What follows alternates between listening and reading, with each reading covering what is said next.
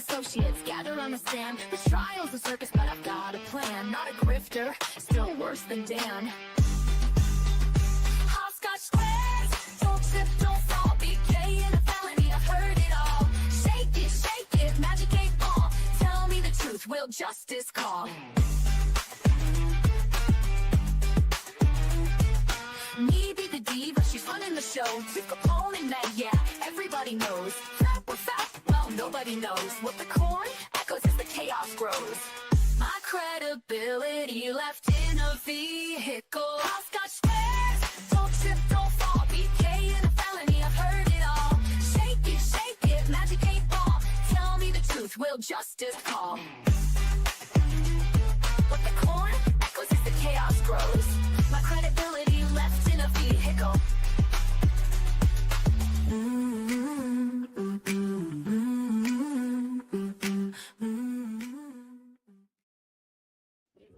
What's up, everyone?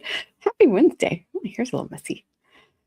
How are you guys? Oh, I'm about to launch YouTube updated apparently since last night when we were here, and I'm about to launch it.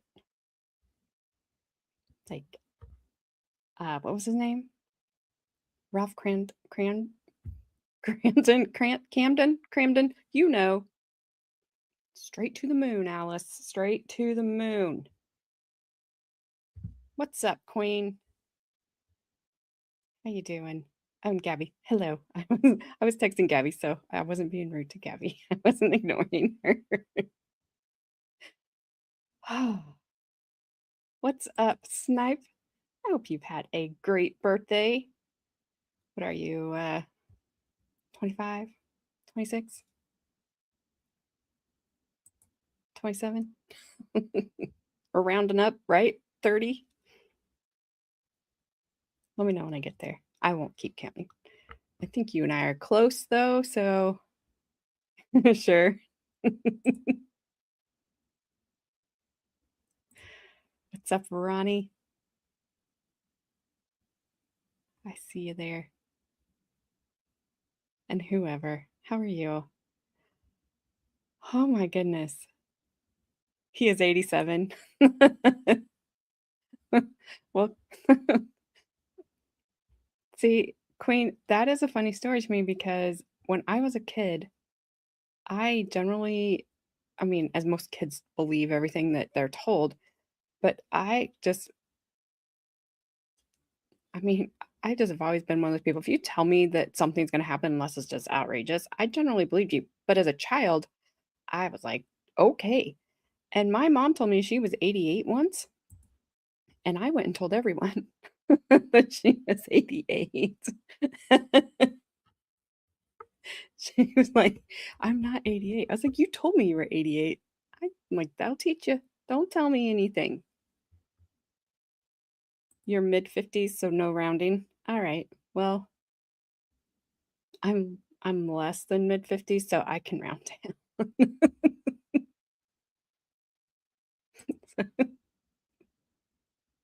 What's up, Deidre? How are you? Yeah, be careful doing that. People will believe you. I would believe it. See, and I'd be like, Snipe's 87. He said so. Flashman is vintage, but he is the youngest as of now. His birthday is coming up next month. Okay, so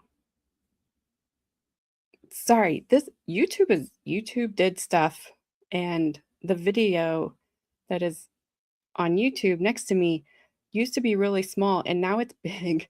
I don't like it because I keep seeing myself over here, and I'm wondering why. And it needs to. I got to figure out how to. That's got to go away. That's got to change. That has to change. Aw, Grandma is not older than Jesus. And went out with Christopher Columbus. Ooh, that was a bad date.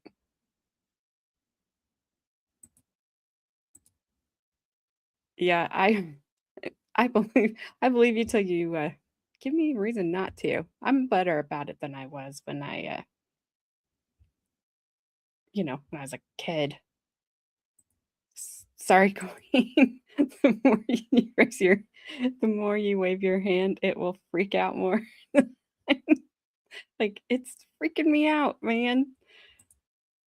They was really scaring me because I go like, I have everything set up, and I go in there, and it's telling me something about an encoder. I'm like, "What the heck is that? I don't know."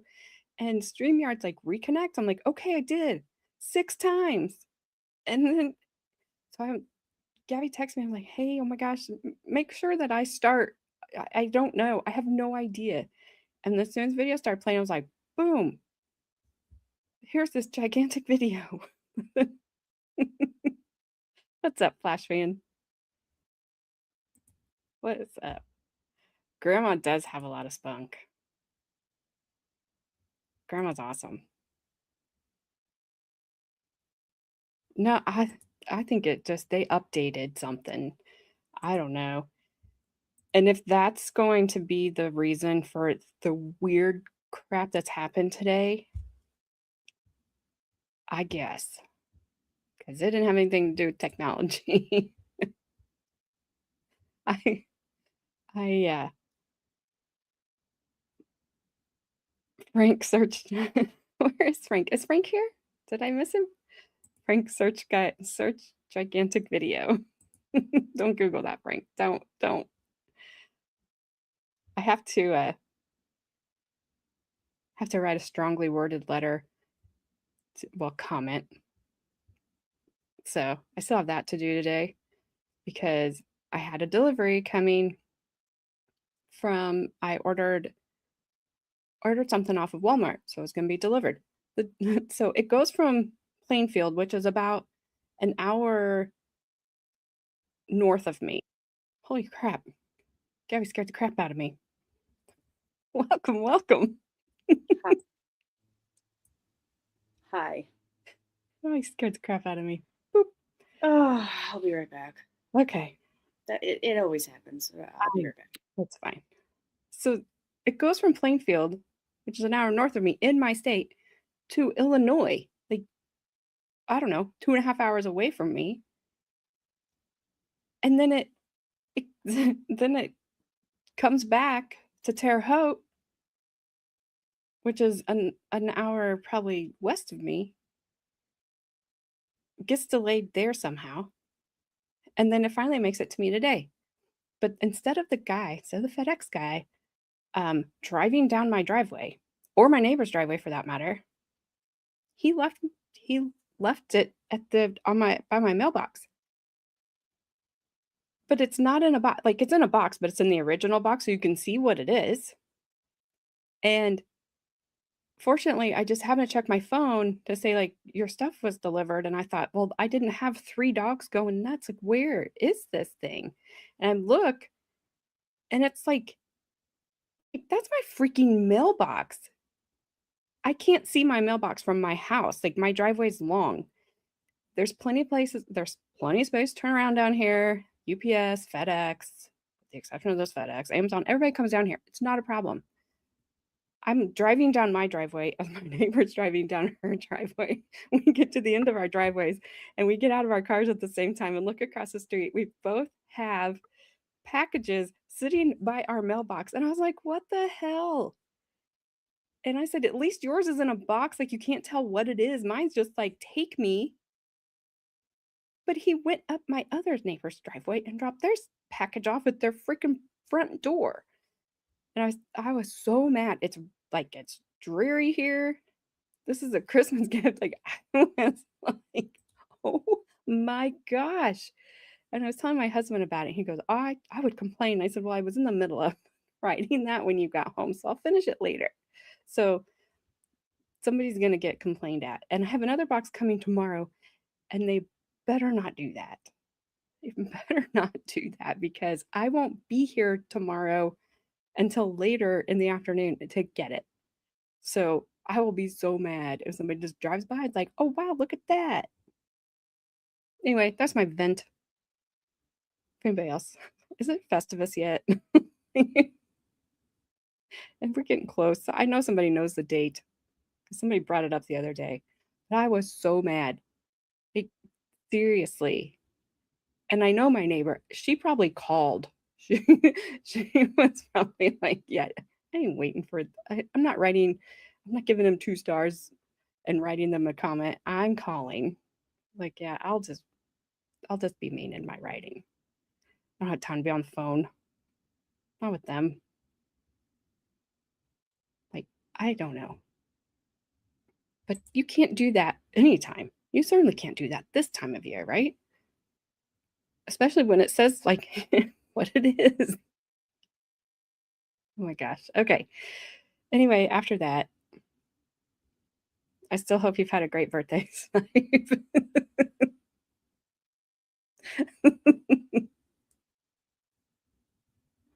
Also, my husband made me laugh because when he came home, he looked at me. I have had a headache all day. And he looked at me and he goes, "Are you streaming tonight?" And I said, "Yes. I will go look better after we eat dinner." He's like, "Yeah, you might want." He was joking, but not. He's like, "You might want to do something with that." I said, I was like, "Don't worry, I'm not gonna go scare the world. Like, it's fine." Like, your birthday's been okay. You didn't have a delivery today.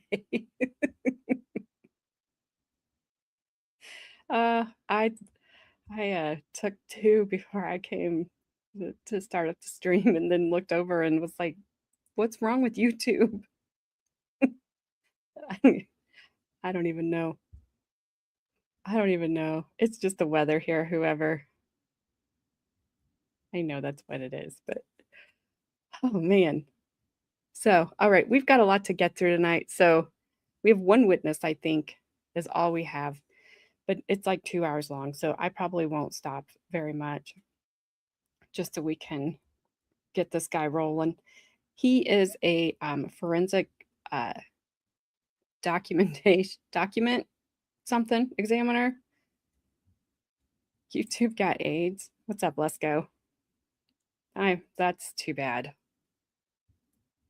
Maybe it can take one of those medications I see on TV every 2 minutes.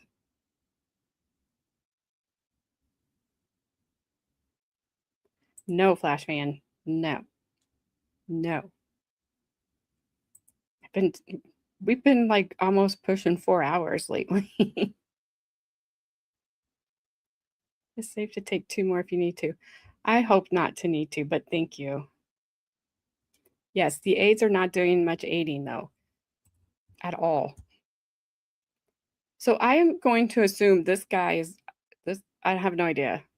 I'm just assuming that since he's a forensic document person, that he's going to go over maybe the checks or I don't know, the things that we've been seeing that the defense said they didn't have good copies of. So we shall see. Oh, I'm sure it will be riveting. I'm sure.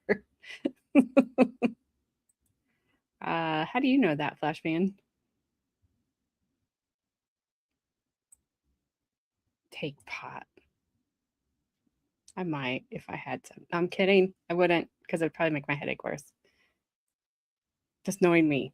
I'm not saying it would for anybody else. So, all right, we don't even start off with any argument from the court, from the attorneys today. We just get straight into whatever his name is, Thomas Vastrick's testimony. What's up, Carly? All right, here we go. Erick. What do you do for a living? I'm a forensic document examiner in private practice. And how long have you been a forensic document examiner? 32 years. Have you always worked in private practice? No, And prior to private practice, what did you do? I was a forensic document examiner in the crime laboratories at the U.S. Postal Inspection Service. What education and training have you had to be a document examiner? I have a Bachelor of Science degree in Forensic Science from California State University at Sacramento. I've completed a full-time 2-year in-residence training program in forensic document examination with the U.S. Postal Inspection Service Crime Laboratory in Washington, D.C. This training program lasted how long? 2 years. And what type of things would you do in this training program? We read the various textbooks that were available, read a significant number of both published and unpublished research papers, conducted our own independent research, learned techniques to examinations, conducted mock examinations of cases that were made up for the purposes of training, learning the methodologies used in the conducting of the examination, learn the instrumentation techniques for using and maintaining the instruments in our profession, and in the course of the 2 years examining hundreds of cases. What were some of the textbooks that you would have used?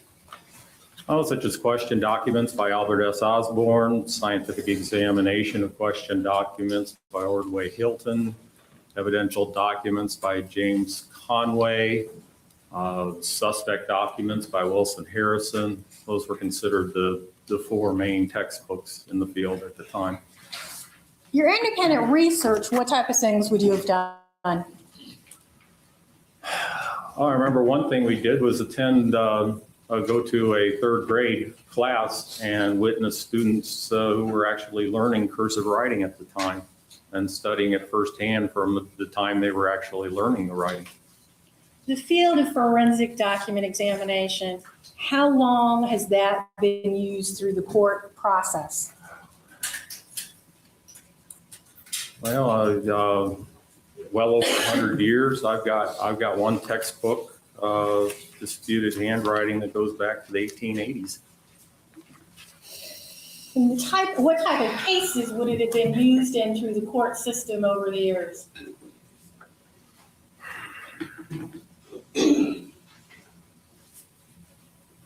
Normally things such as wills and legal documents. I think probably the most famous historical case was the Lindbergh kidnapping note in the 1930s. So it's been used in things besides the criminal court system?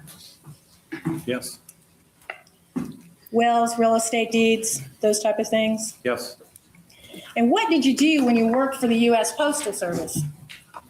I would say the most common forms of examinations that we conducted relative to handwriting were signatures on checks that were stolen out of the mail and anonymous letters, a large part of them being child pornography.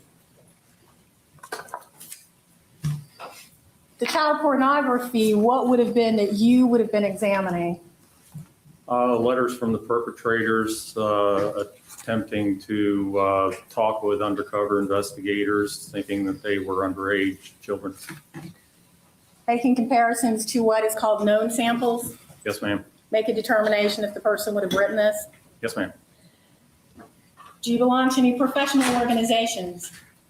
Yes, I'm a member of on the national level, the American Society of Question Document Examiners, the Question Document section of the American Academy of Forensic Sciences. On a regional basis, I'm a member of the Southeastern Association of Forensic Document Examiners. You held any positions on boards in professional organizations? Yes, for 8 years, I was on the board of directors of the American Board of Forensic Document Examiners, which is an independent and accredited certification board. And for 4 years, I was secretary of the organization. In certification, what type of things would you have to do to be certified? You have to have a bachelor's degree or higher in forensic science, science or related profession, have completed a full-time 2-year training program, and successfully complete each part of a 3-part test, which consisted of a written test, a series of multifaceted practical problems, and then defending one or more of the problems in front of a peer panel. What do you mean by defending one of the problems before a peer panel? What's that? Well, one of the practical problems would be selected, and the candidate would be advised that he is going to appear in front of a panel, and he will need to prepare as if he was going to make a presentation in court. his findings and prepared to defend his findings upon questioning by the panel. Your training program with the U.S. Postal Service, are you just released out there to start giving opinions the first few months? No. What's the step-by-step process before you reach being an independent examiner?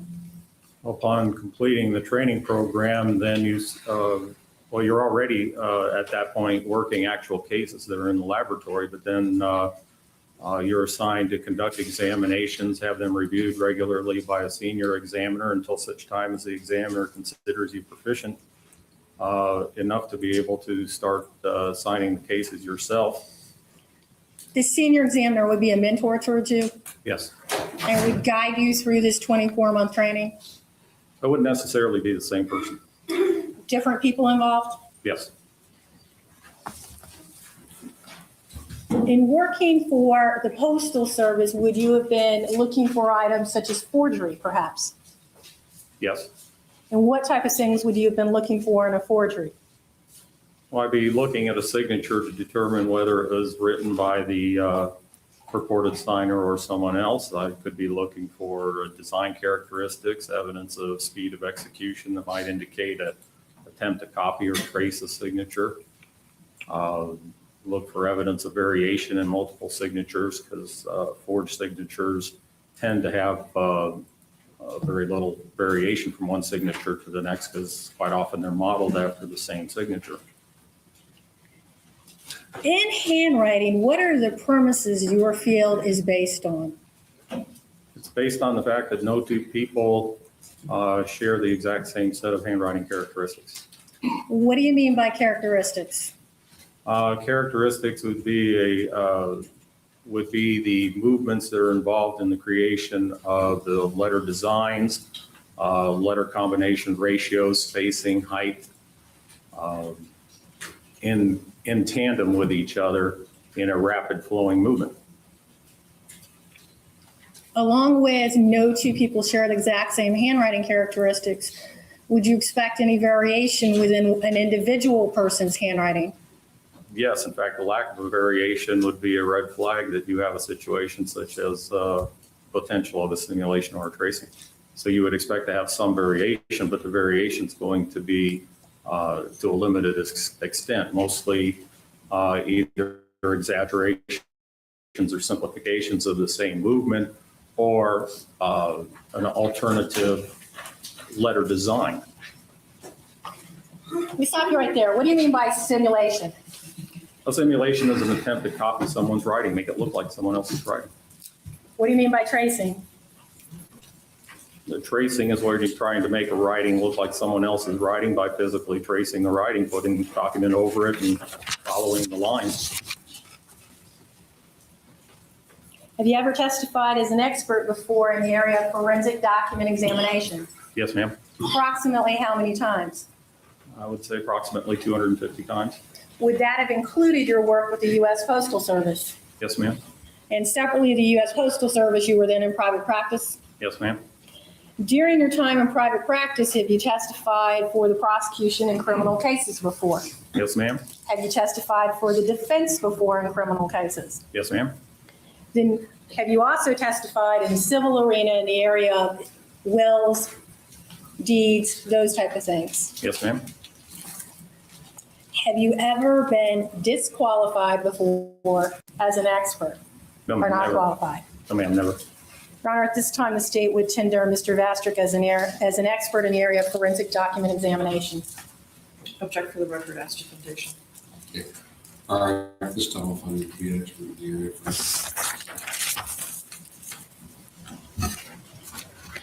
Were you asked to look at copies of certain letters written in this case? Yes, ma'am.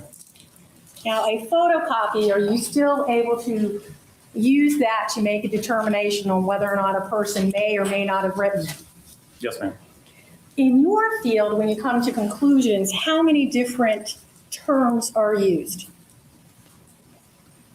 To an extent, it depends on the examiner. There is a standard 9-point scale that is used in our profession, not used by every examiner.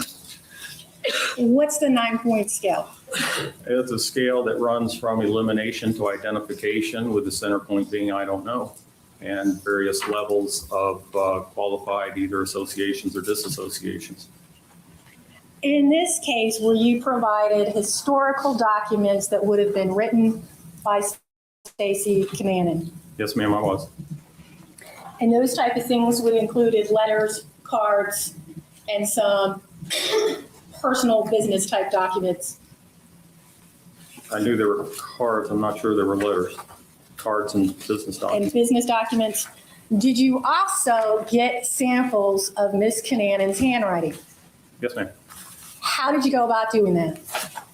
I physically sat down and dictated the specimens or provided the forms from which the specimens were taken. These forms, what type of things would be on the form? One of the forms is my general handwriting form, which has a series of like names and addresses on it containing common letters and letter combinations. And another form I have is in the design of a check, so that it can be filled out as much as a check would be filled out or signed. You were physically present when she wrote them. Yes, ma'am. When we talk about Ms. Kananen, do you see her in the courtroom here today?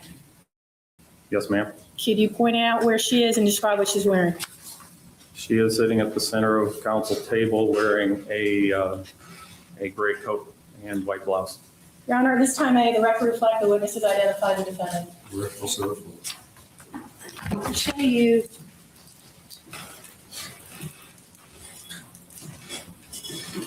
State's Exhibit 36.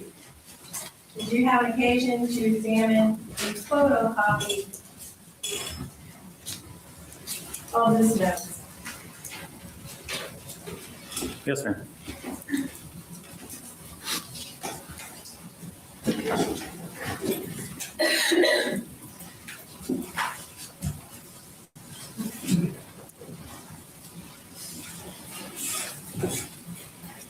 How do you go about doing that? Examining this in comparison to your note samples? First thing I would do is look over this document itself to assess whether there's evidence of good line quality or poor line quality. Let me stop you right there. What do you mean by that? Evidence of, does it show evidence of a normal speed of execution, or does the line show a squiggliness to it that would suggest that it was slowly drawn? What's the significance of that? Slowly drawn writing can be anywhere from a characteristic of a writer to a characteristic of an attempt to try to make the writing look like another person. What things are you looking for to see if it's someone to make it look like someone else's handwriting? In the case of examining copies, I would be looking at the writing line itself to look for evidence of squiggliness to it that would be characteristic of slowly drawn execution. Were you able to see anything that would show slow execution? No, What's the next step that you take?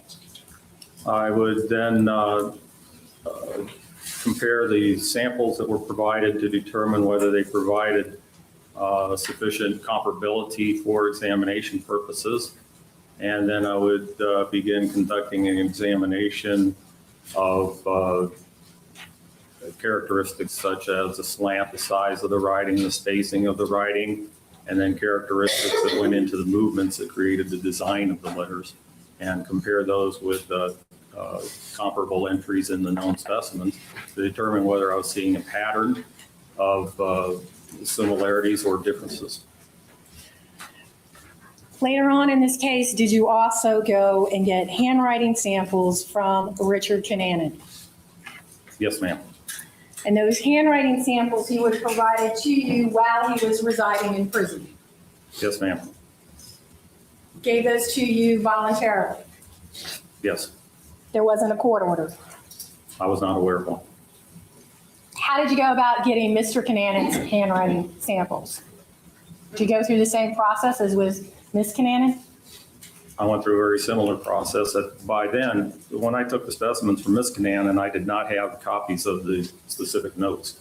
And so I took more generic form of handwriting specimens from Ms. Kananen by the time I took the writing from Richard Kananen, I had copies of the notes. And so in addition to the general forms, I was able to obtain dictated specimens, meaning that I dictated to him the contents of the notes and had him write, explaining to him that I wanted him to write in his own normal, natural, cursive manner, the entries that were in the notes, and had him execute those.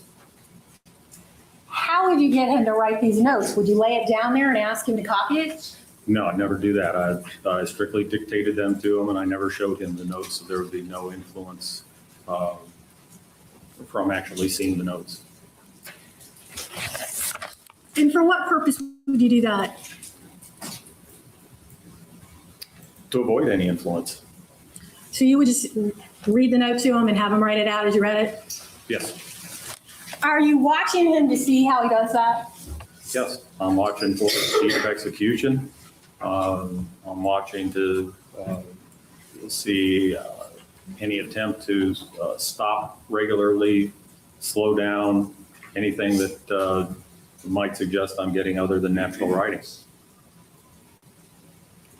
Based on your examination of the historical documents that were provided to you by Stacey Kananen, along with the exemplars that you took from her, do you have an opinion as to this note and whether or not Stacey Kananen would have written it? Object to the ultimate opinion. Yes, ma'am, I do. And what is your opinion?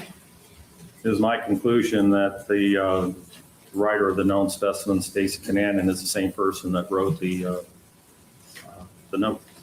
And that would be this note, State Exhibit 36 from Susan to Susan from Stacey. Yes, ma'am. Did you also have occasion to compare Richard Kananen's handwriting exemplars to this note? Yes, ma'am. And do you have an opinion as to whether or not Richard Kananen could have written that note? Objection. Foundation. Yes, ma'am, I do. And what is your opinion? Based on my examination, I found evidence to indicate that he did not. Based on the fact that I had identified the writing with someone else, I was able to fully eliminate him as the writer. The fully elimination, is that something that is not a common opinion offered in your field? That is a correct. Something that is used infrequently Yes, ma'am. for a full elimination. In this particular case, why were you able to fully eliminate Richard Kananen? Because I have been able to identify another writer, which is to the exclusion of all others.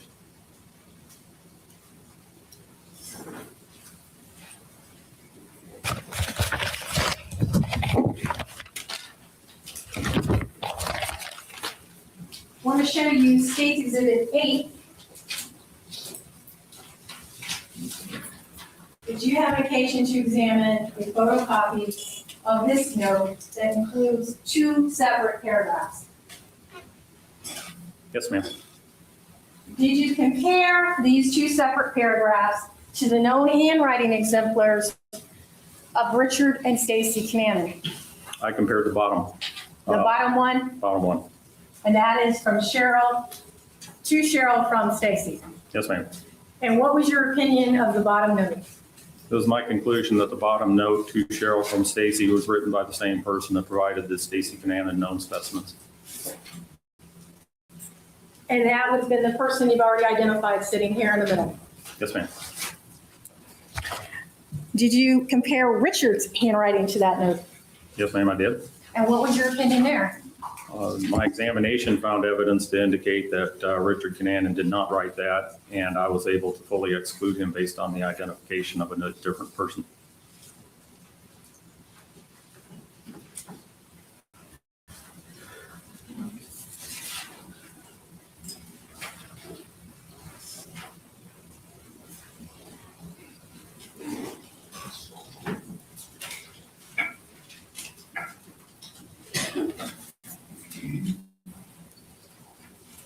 Were you also provided a photocopy of the check?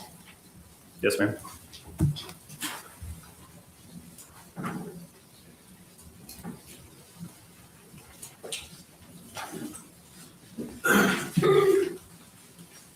I'll show you what states composite exhibit 15.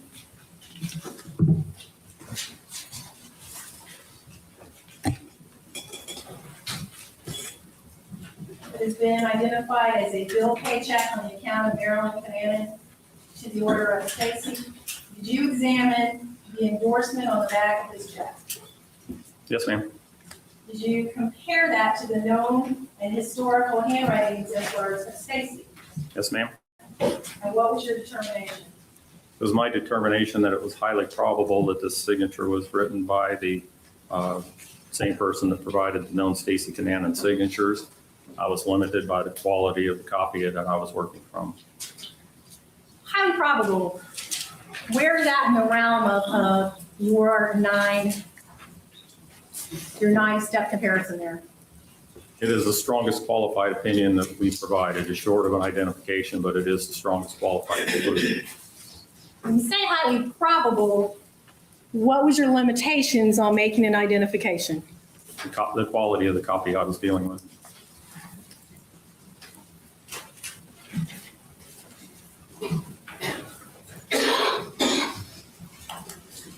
For your testimony here today, did you provide some charts that would be able to explain to the ladies and gentlemen of the jury how you went about this process? Yes, ma'am.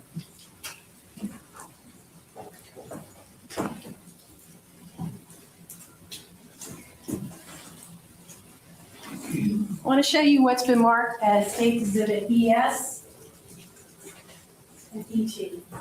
Do you recognize these? Yes, ma'am.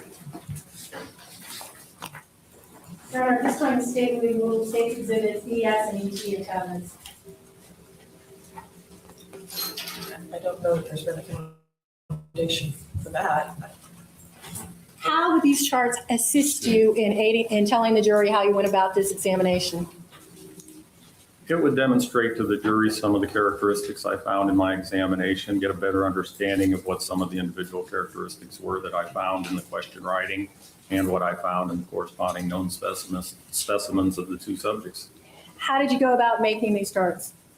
I scanned images in from the question documents and the known specimens and juxtaposed them.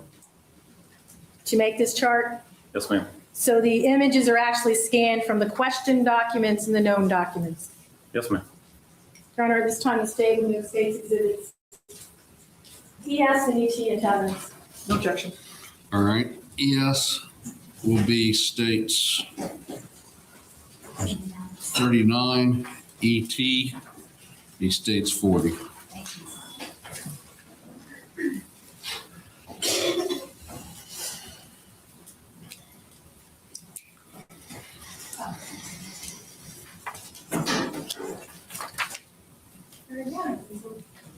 Yeah, there's one in the back. If maybe the, Jose, could you get that easel back there for us, please? Thank you.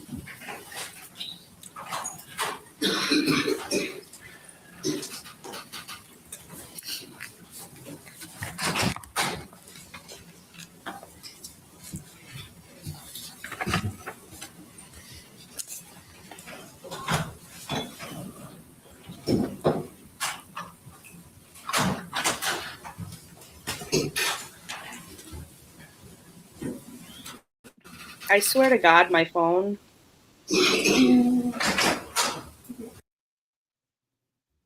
I swear to God, my phone. It says at least make them take you over dinner. That's not what I said at all. Well, the scary thing is I read it the right way. Yeah, I swear. Also, whenever she sits, the gym teacher in the back sits like cross-handed, like with her hands in her armpits. It reminds me of that movie Superstar. Oh, Do you remember that with like Will Ferrell's in it? And she takes it out. She puts her hands under there. And she's like, Superstar. She's like I just want her to do that once because that would be hilarious. I'm just looking at all those women sitting over there. They just look, one, like they could kick everyone's asses, and two, mad. First of all, that one back there, that person has a wig on. Behind the lady in the pink. Which one? Do I have it on screen now? Yeah, the lady in the pink next to gym teacher in the front row. The person that's behind her in the pink t-shirt or red t-shirt. Oh, this one? I don't know where you're pointing. Oh, my cursor doesn't show up over there. No. I'm like, where? Where am I supposed to be looking? So we got the defendant Yes, and pink then shirt lady. the woman behind her in the red shirt Yes, red shirt, sorry. And then the one behind her in the white shirt. and the white shirt. That's a total wig. That's like a dead raccoon or something. I see it. Like, who put that thing on that person? None of those ladies has a bowling average below 210. No, absolutely not. They run that. They run it. Look at I think the lady right behind gym teacher, she's wearing the bowling, jacket. They won the championship of like, She's like, that's her version of a members only jacket. It's like, yeah, bowling championship of 98. she has a ferret on her head. She does. It's some dead animal. She's like, oh, this looks nice. Just slap it right on. The one that looks like a PE coach. See, you guys all think the lady in the red looks like a PE coach. I think it's the lady in the blue. No, it is. It is the lady in the blue. I got confused at first, but they kind of maybe that's her gym assistant. Could be, because she does look like she's wearing a whistle around her neck. I was just gonna say that's definitely a whistle. I don't know what's on that thing. Well, they sat her and the ref on completely different sides, so maybe they're fighting. All three could be. They all could be, yes. Yeah. They're giving you a hard time in chat. Who is? Oh, because I said pink instead of red. Yeah. Oh my god. That's all right. They'll survive. Carly says you don't have. Well, you're not a base. She's not a sports person anyway, so her team is just called Sox. You're not. There's no red. Yeah, mine is a Red Sox. Yeah, but today, I don't know. It kind of looked pink to me. It doesn't look like true red. Like I'm looking at, you see, like the end stream button, like that's red to me. Her shirt doesn't seem like a true red. Yeah. Also, like the camera might be like dulling it out, so that's why I said pinkish. Okay. Well, maybe yours looks different. Mine's just the opposite. That is a very see on red my shirt. phone. And Now, see on my phone, it looks red. On my computer, Okay. it looks kind of pink. Okay, because my end stream button is not red. It's Compared to black, it's pink. Snipe Hunter, pink. get bent.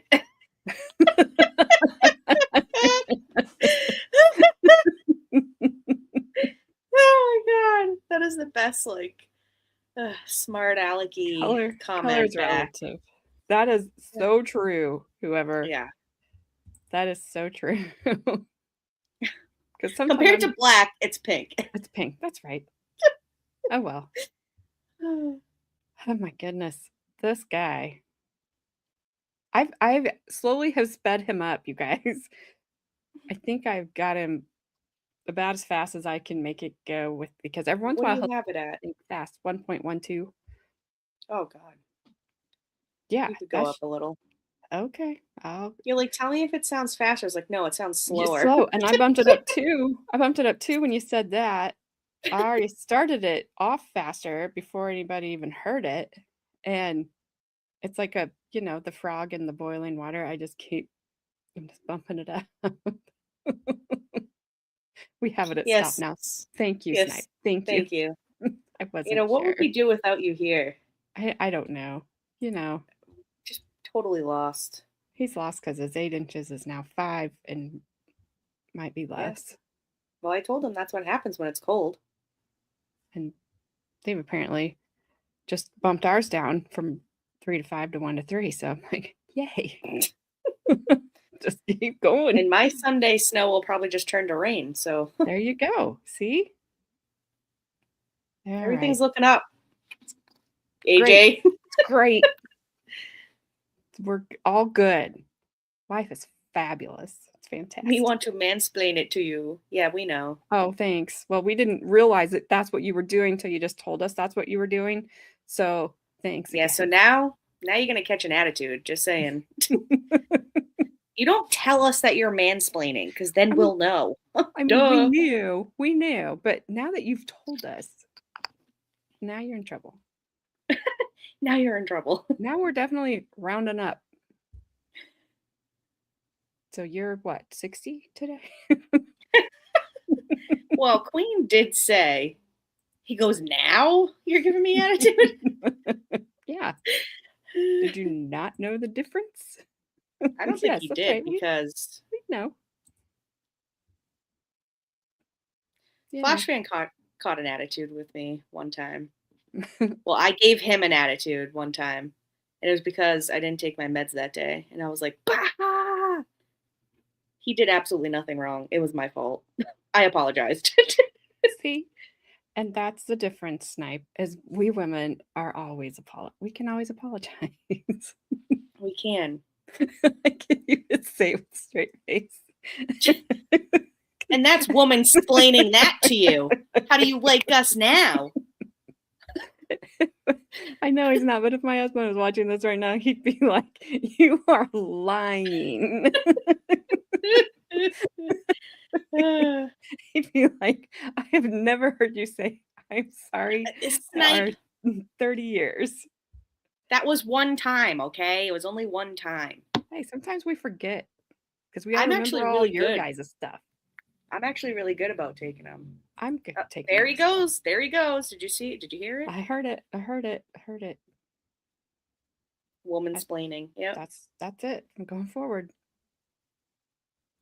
And Snipe, I will just tell you that YouTube says that my subscribers are 100% women. So I know we do have a very select few men that stick around. I mean, but we even have more, and it's still like, no, it's 100%. I'm like, no, it is not. Yeah, no. Well, I mean, maybe. Snipe, Frank, Bad Dasser. Let's Yeah, go. that's true. Sorry. Zach is taking a break, so who knows what's going on with him. He had to get a tune-up or something. He needs a tune-up, all right. Good Lord. Okay. I will hit play, and then without telling you guys, I'll increase it by 1. Wait, make sure you ask Fine. Snipe which button where the play button is first. The few men actually watch you. Women don't like other women. I mean, Actually, all the guys who are in here, we do have a lot more guys in here now, but we do. But that all the is guys true that about are women. in, yes, it is true. I always just hung out with guys usually. I Me didn't too. have many girlfriends. I didn't either. Lesbians love other women. That's right. Yeah, they do. One of my lesbian friends always goes, "Lesbian friends." Petal's been working. Yeah, he's been working like 24-hour days or something I don't know. for the past like 3 months now. Living in a van down by the river, maybe sometimes 2. We're not sure. Maybe. He'll pop in every now and then. He's going to visit his mannequin lover Hey. in her box down by the river. that song was written just for him. I know. It's such a good song too. You'll tell me what button to push. All right. Okay. Well, do it. We're waiting. Don't be chicken now. I would tell you, but you guys still wouldn't find it. So whatever. That's true. We could draw a map and be like, "Where? We're here." Oh, howdy, Sticky. Howdy doody booty.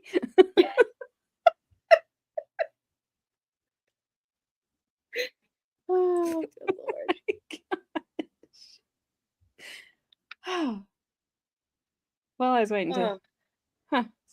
Snipe didn't answer back, so. Oh no, well, I'll find it myself. it's all right. Sorry. We'll figure it out. We always do. Get the manual out, AJ. Hopefully it has tabs. Yes, or I'm sending it back. After I yell at it. All right. All right, here we go. All right.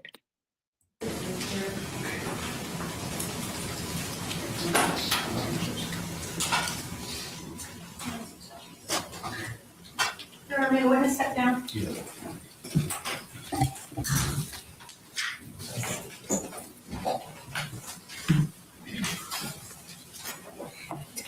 Exhibit 39, can you explain what this is to the ladies and gentlemen of the jury? Yes, I have 3 columns of writing here. In the middle, under the heading question, are sample characters from the questioned notes.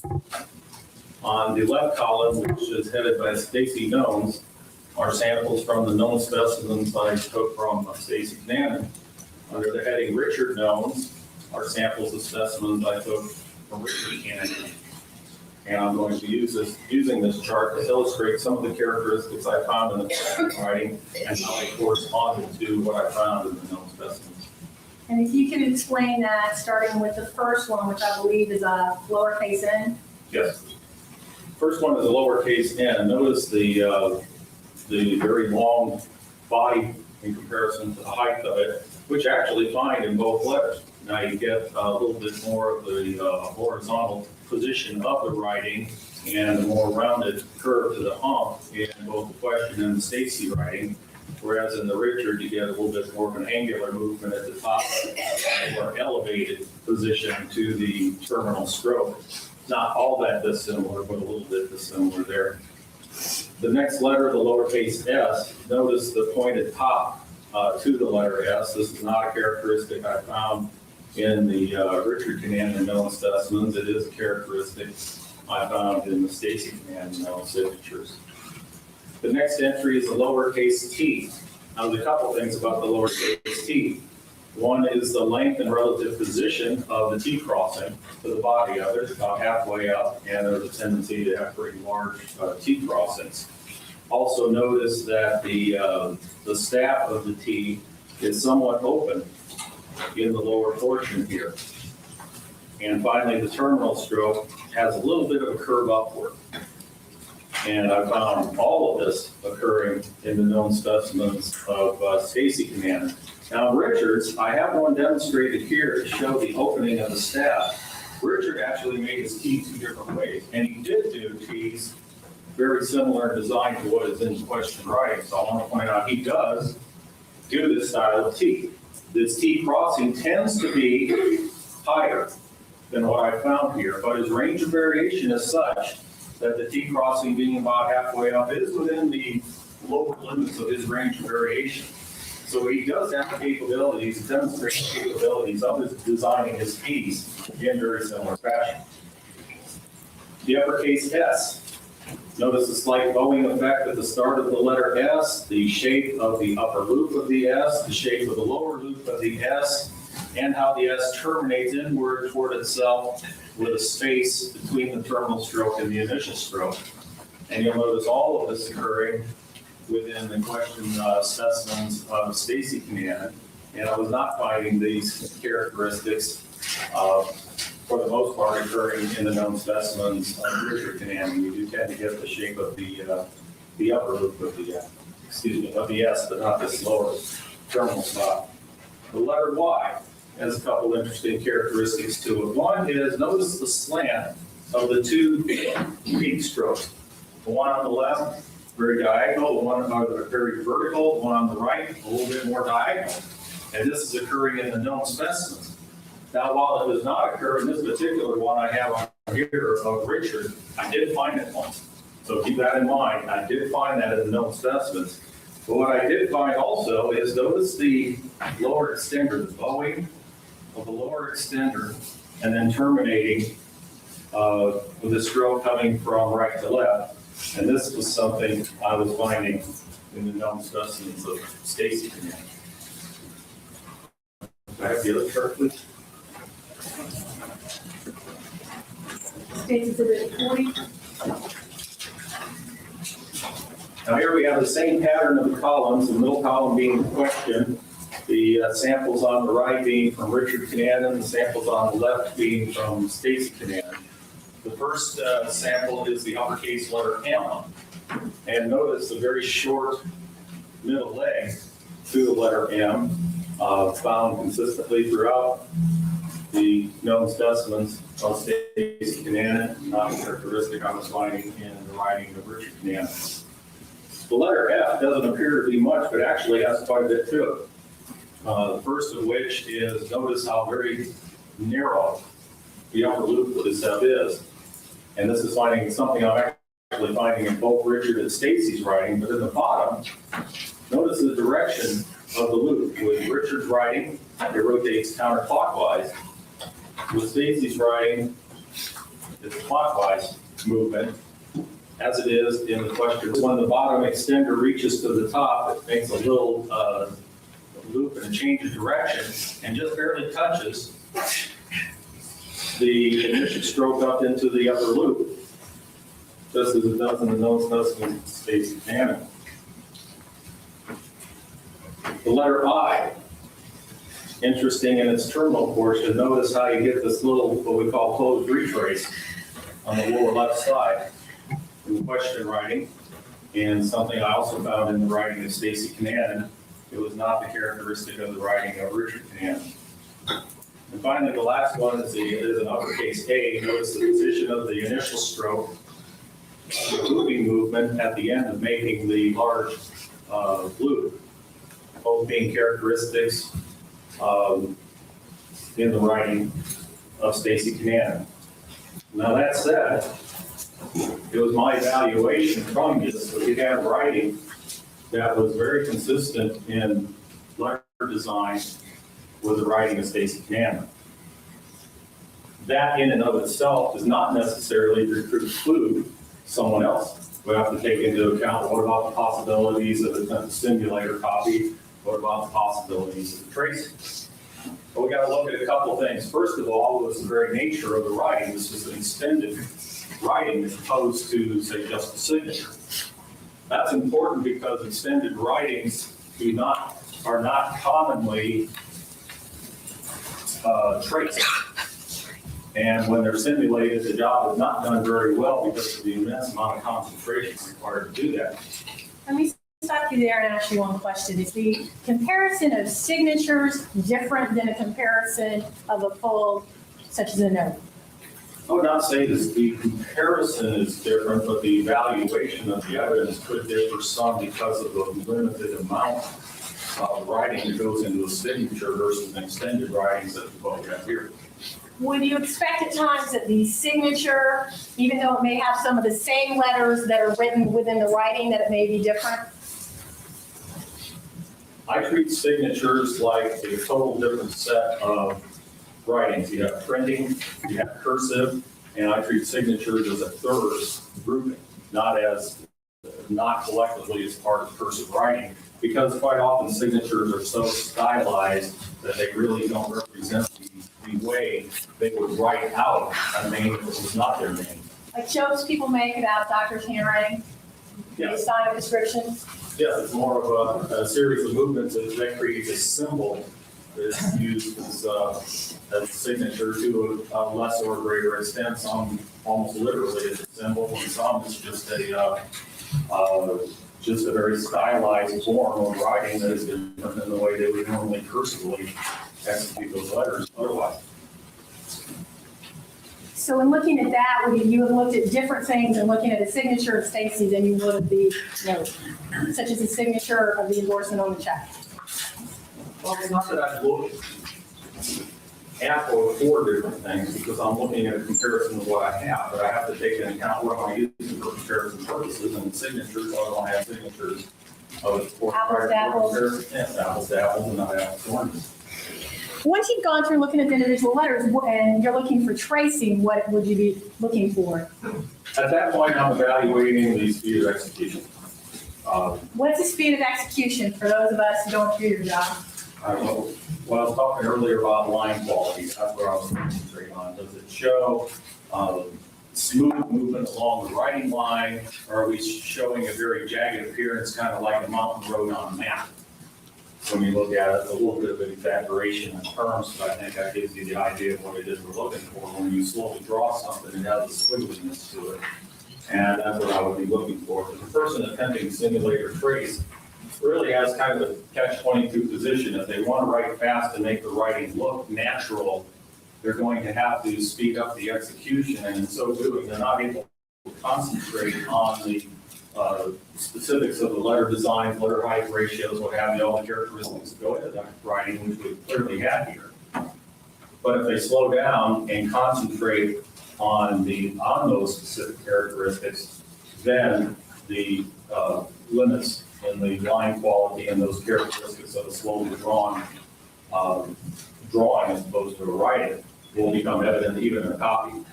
And in this case, I found it was, as far as I was concerned, really executed at a normal writing speed. Characteristics were consistent with the writing of signature, and that was the basis of my conclusion that the writer of the question writing was written by the same person who wrote the Stacey Kananen notes. The two Stacey Kananen notes, the one to Susan and the one to Cheryl. Did you look for both of those to see if there was any evidence of tracing? Effing bailiff is passed Yes. out. Able to detect any? I keep not. No. I keep Go missing back it, one sec. Like, go back like 2 seconds. because I've seen whoever like comment on it twice. I keep It missing is it, hilarious. and then I Oh, I About- think that's a little play right there. about did whatever I did yesterday that took everything off, or the day before. Yeah. He's resting his eyes, Sticky said. I about did that. Deidre, I think it's horrible that they don't teach cursive in school. You still have to Oh, sign things. Even if you electronically true. sign them, you have to sign them. Yep. And it's just weird. It's like, okay, the secret weapon of parents is going to be writing in cursive. Seriously.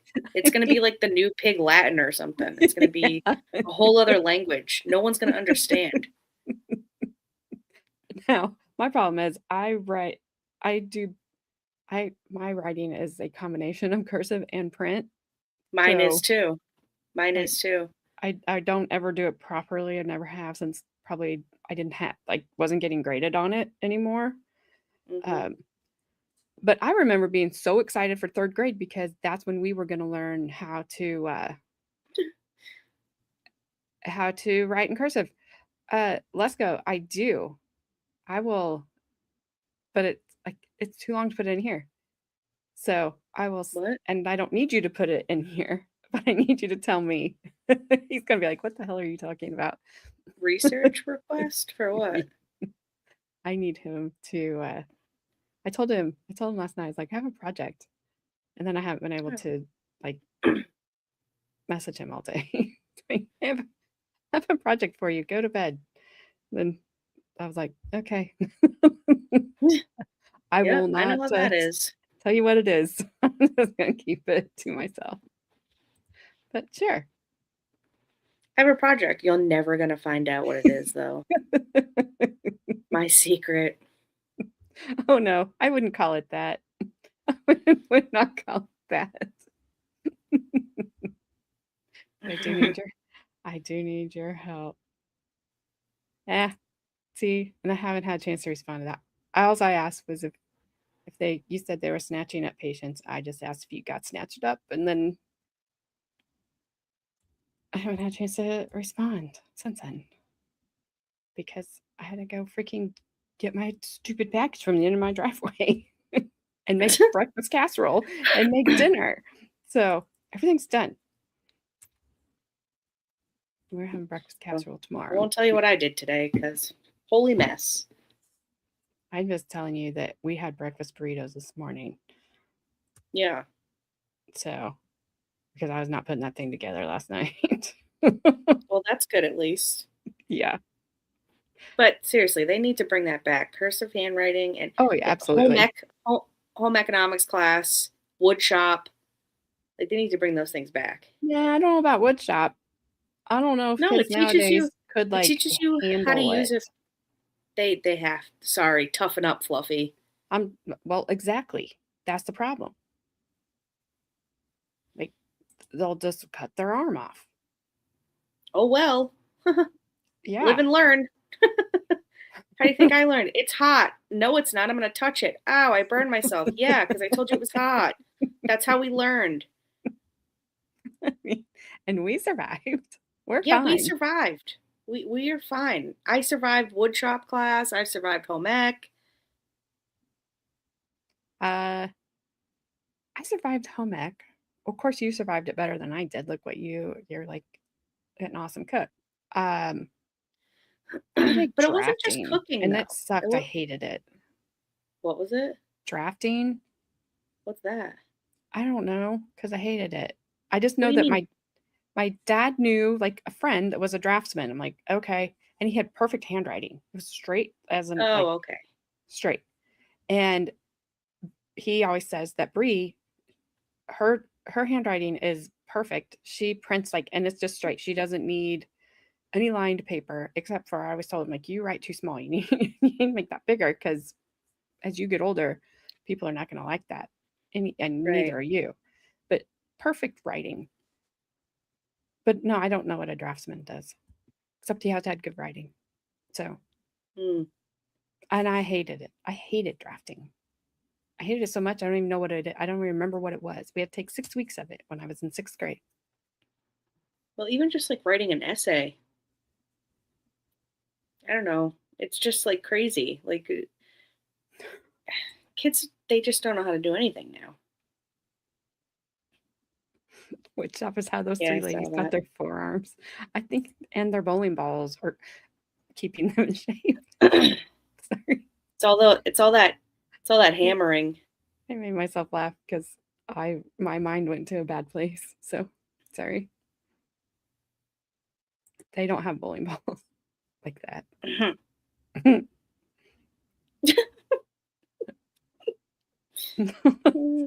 mean, they might. Oh my God.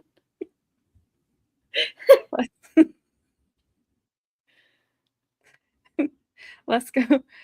I'm Oh, glad. I was telling Carmen about Lesko the other day about what he did in Baker's chat, sending the Oh, no, I didn't know what he did to you. I was just thinking what he admitted to doing here. Yeah, that's Oh, what I was telling her. Oh, okay. That's what I told her the other day. She was like, "What?" Let's I go. hadn't talked to I'm her in forever. glad that you had a good visit. Really, really am. I don't think those types of balls would roll down the. I don't think they'd roll down to the pins very well either. Sorry, it's just the visual in my mind. Be happy you can't see it, or maybe you wish you could, but it's not good. I always say that to people. You wish you could see what's in my mind right now, thinking about that. Yeah. Well, actually, probably Bad Dazzer. Bad Dazzer probably wishes he could see what's in my mind. Because he's probably thinking the same thing, actually. Yes, we mentioned balls. We did. Boobs and balls. That's should be the title of the stream. Some are both round, some are not. Some used to be, and Some now used are to no be. longer. Yeah. You're gonna Some have only have one. Some have none. Now we're just making poetry, guys. Someone write that down. That's, a great poem right there. Boobs and balls episode. You got it, yes, Haley. I need to have that. Some look like fried eggs. Some Oh, look like pancakes. don't forget about the bums. Boob, balls, bums. Oh my. Boobs, balls, and bums. Oh my. Lesko says you have to be more specific on inappropriate behavior towards Danish people. It was from my book, Lesko, that you made him read stuff from, but you changed it up a little bit so he wouldn't know it was from that book. Yeah. But you came here and told us what you did. Yeah, you tattled on yourself. Yes. No, I don't think we have explored Black Forest cake? Black Forest cake yet. I'll write it Oh, is down. this something we gotta Google? I'll write it Is down. this like the Alabama mudslide thing that he said or something from before? Yeah, I forgot about that one. Alaskan mudslide or something? I don't know. I was trying to remember where that mudslide was from. I couldn't. I was like, is that Louisiana? No, It you're could right. be anywhere, actually. I'm it sure was- each state has one. It was Alabama. There's different things, different meanings for it for different states. I'm sure. Black Forest cake. Is that like Twinkies on a stick? Sticky said. Oh. After the painting, well, I don't know about the painting. Or Twinkies on sticks. After the painting occurred and after said painter was rejected from art school. There you go, let's go. That's narrowed it down for you. Oh, all right. The funniest thing when Let's Go, I don't remember which one he sent, but it was hilarious because he's like, oh, she's looking it up. And then he's like, look at these.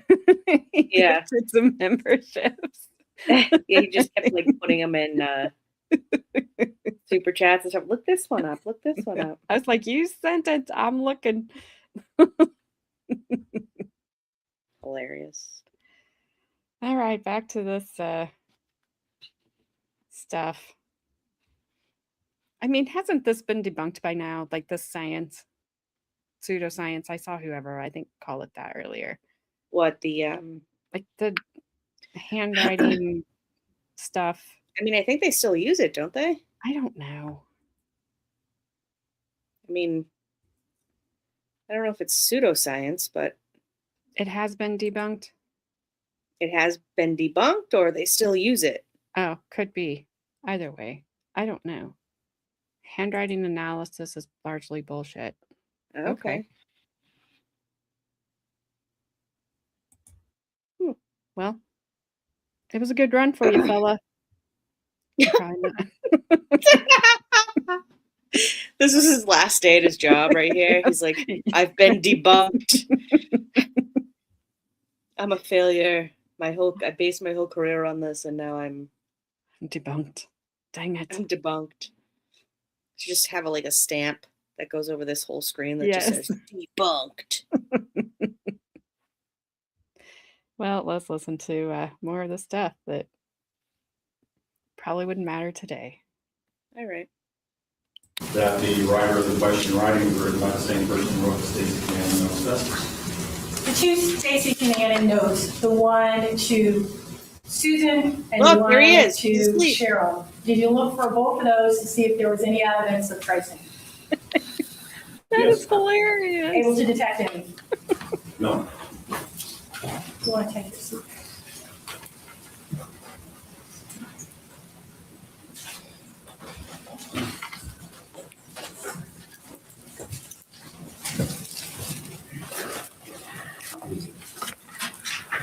Are you finished with these? Yes, sir.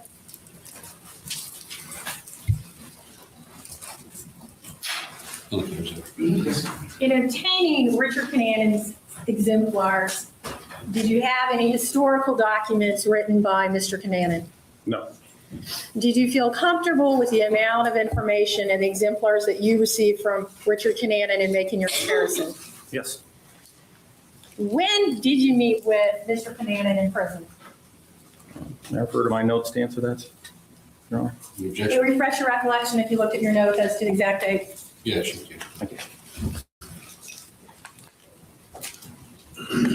June 17 of 09. And did you watch how he would do the exemplars? Yes. Any concerns with how he was doing them? No. Did you feel that they were a natural handwriting? Yes. And what do you mean by natural handwriting? That it's written at a normal natural writing speed, and what is being provided is the way the person normally writes.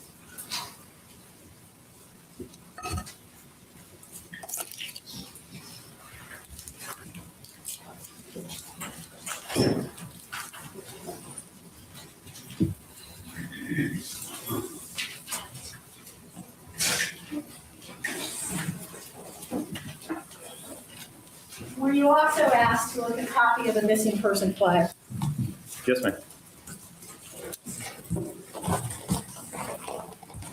I want to show you what's been blown up as State Exhibit 2.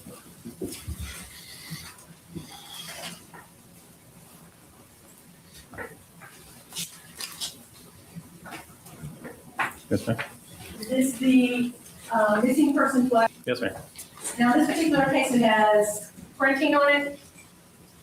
Yes. And printing, you would be looking at different exemplars than the ones you showed in the other. Yes. Were you able to make any determination as who would have written this flyer? The only person I was asked to make a comparison with that flyer was Stacey Kananen. I made the comparison and I was not able to determine whether or not she did. I could not identify her. I could not eliminate her. Why is that?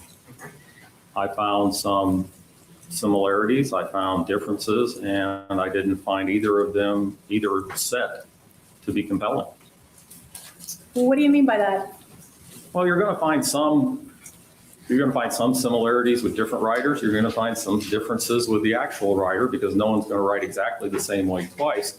But if you're finding a pattern of strong similarities with very limited discrepancies that are just, say, exaggerations or simplifications of common movements of the writer, that's going to be normal. In this case, that's not what I was finding. I was finding different letter designs on some letters, and I was finding common letter designs on others, and neither one of them was to the extent that I felt warranted either an association or disassociation. So that's a long way of saying I don't know. Over the years, have there been studies done on forensic document examination? Yes. Are you familiar with Dr. Camp? Yes. And as a forensic document examiner, were there comparisons made of forensic document examiners to lay people? Yes. In this particular case, you say you can't associate with Ms. Kananen because of the differences that you saw. Yes. Have there been studies to show that forensic document examiners are actually more conservative than lay people? Yes. Supported by Dr. Cam's study. Yes. And Dr. Cam what does he do? He is a PhD in pattern recognition, a trained statistician, and a researcher. What's pattern recognition? Good question. I'm not sure exactly. His studies, though, actually used forensic document examiners around the country. Objection, lady. Sustained. Where would these forensic document examiners have come from for him to use? He would use forensic document examiners at various annual conferences, both national and regional.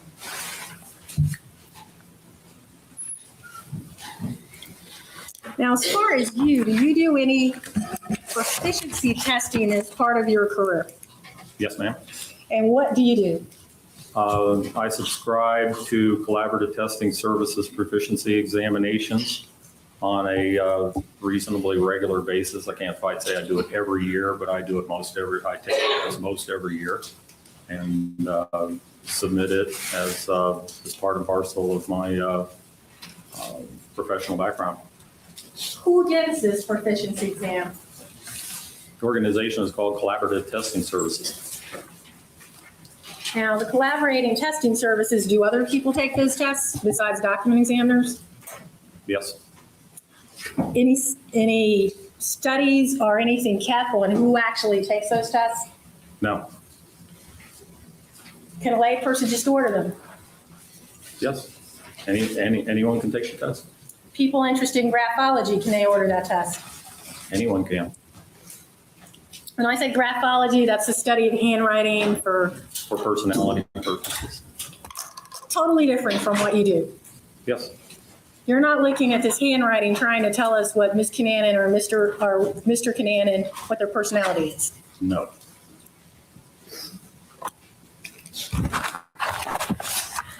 I have no further questions.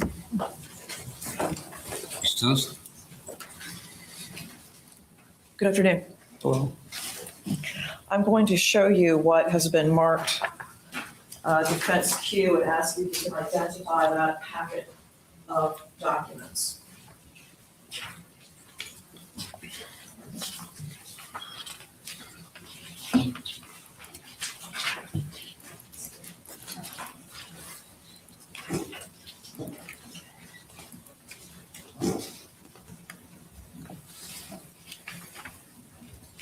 Yes, these are copies of the specimens that I took from Stacey Kananen. So these are the writing exemplars that Ms. Kananen gave you in person.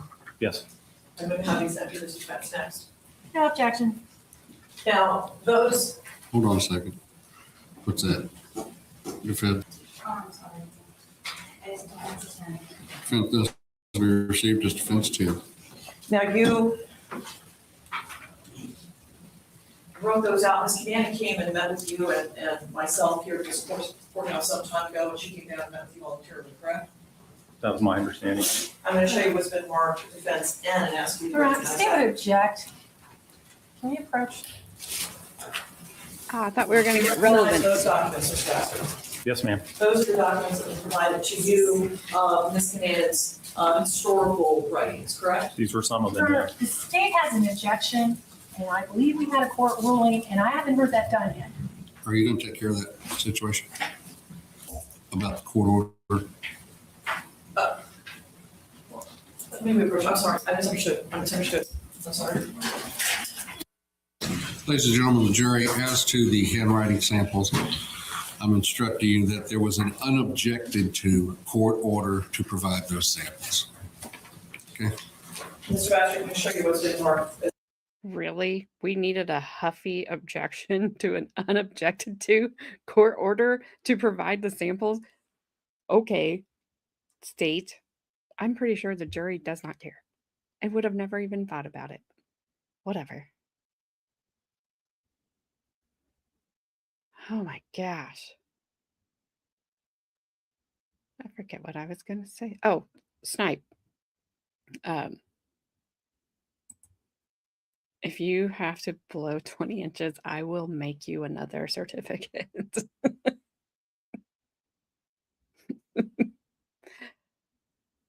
Just saying. But you have to complete it.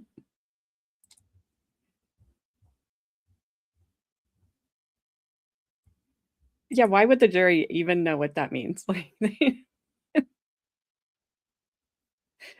she looked at the judge like the defense attorney just looked like a deer in the headlights. What was I supposed to do? Yes. Has he been taking huffing lessons from Bev? Ooh. It was that a lawful law of a huff? I don't know. She's just exactly Deidre. She's so snippy. Yes, and Snipe, yeah, and you're not have any gag reflexes like you probably have to get that spray. Well, she put dumbs your throat, but I think it should have to dumb your throat and numb it. Because she's hangrier than I was when I woke up yesterday. You take it however you want to, Adair. You have to, like, I don't know, be put under for 20 inches. Yes. And yes, not dumb. I meant I know. numb. It was just funny. Dum num. Dum num spray. Dum num spray. That's a nice t-shirt right there. Dum num. Dum num spray. Dum num spray. Dum num num num spray. Like, dum num spray, now get away. Huffing that dum dum dum spray. Oh God. I remember having that throat stuff when I had an endoscopy. Oh, Haley, I would hope you wouldn't remember anything. Because they would be like, night, night. But well, that's off the subject, so I won't say anything. Yeah, okay. And play. How many objections of relevance or foundation or just pure huffiness are we going to get? My name is Stacey Rodriguez. That just popped into my head. Hello, Miss McPickle. He doesn't want anyone to question his work, and I believe it. What's up, Miss McPickle Pounder? Using a cow for? Yes, Does she because like? she's a McPickle pounder. Because she freaking loves cows. Moo. My sister does too. Okay, good. I was hoping they gave you something else.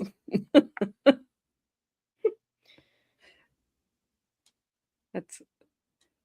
She's like, I don't I don't know know. why, but that just reminded me of beef. It's what's for dinner. Num num is what the gynecologist says when he's hungry.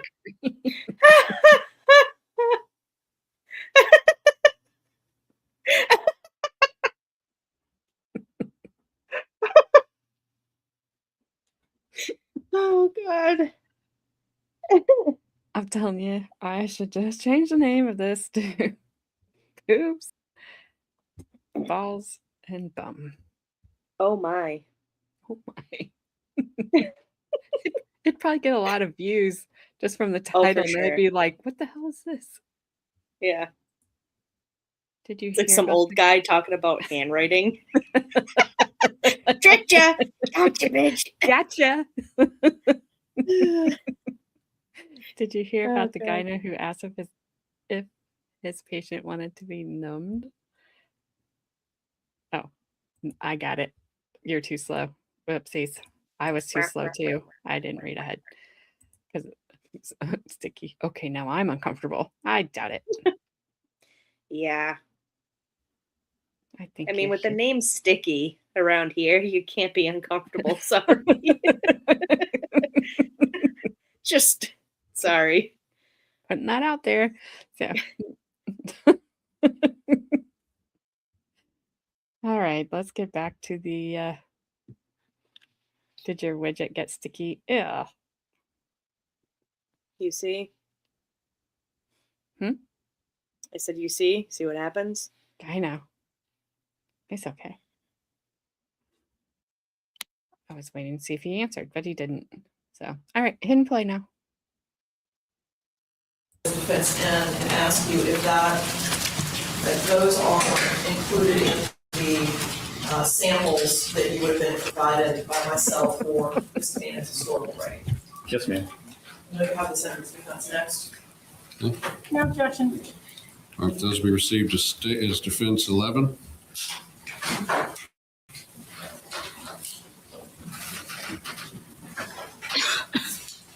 I'm going to show you what's been marked as defense U and ask you if this accurately depicts the copy of the letter or notes addressed to Cheryl that you would have received in this case. Yes, ma'am. I'm going to have that entered as defense next. No objection. And they'll be received as defense 12. I'm going to show you what's been marked defense BG and ask you if this accurately depicts the notes that you took during your examination of the bottom portion of that piece of paper and the note addressed to Cheryl. Yes, ma'am, it does. I'm going to have the senator's defense next. Okay. No objection. Received as defense 13.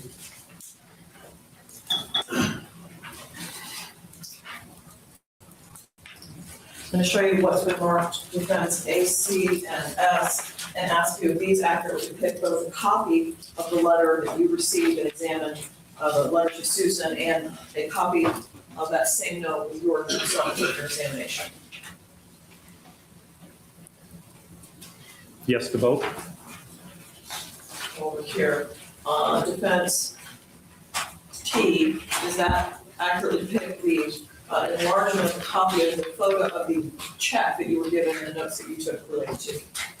Yes, ma'am.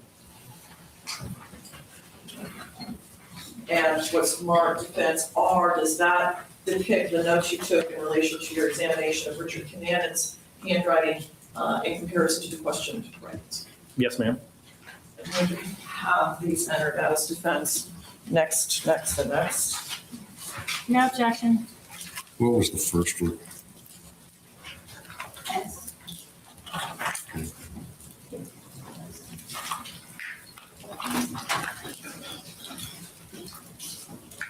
So S will be defense 14, T will be defense 15, R will be defense 16. Here's one more. AC. 8C will be defense 17.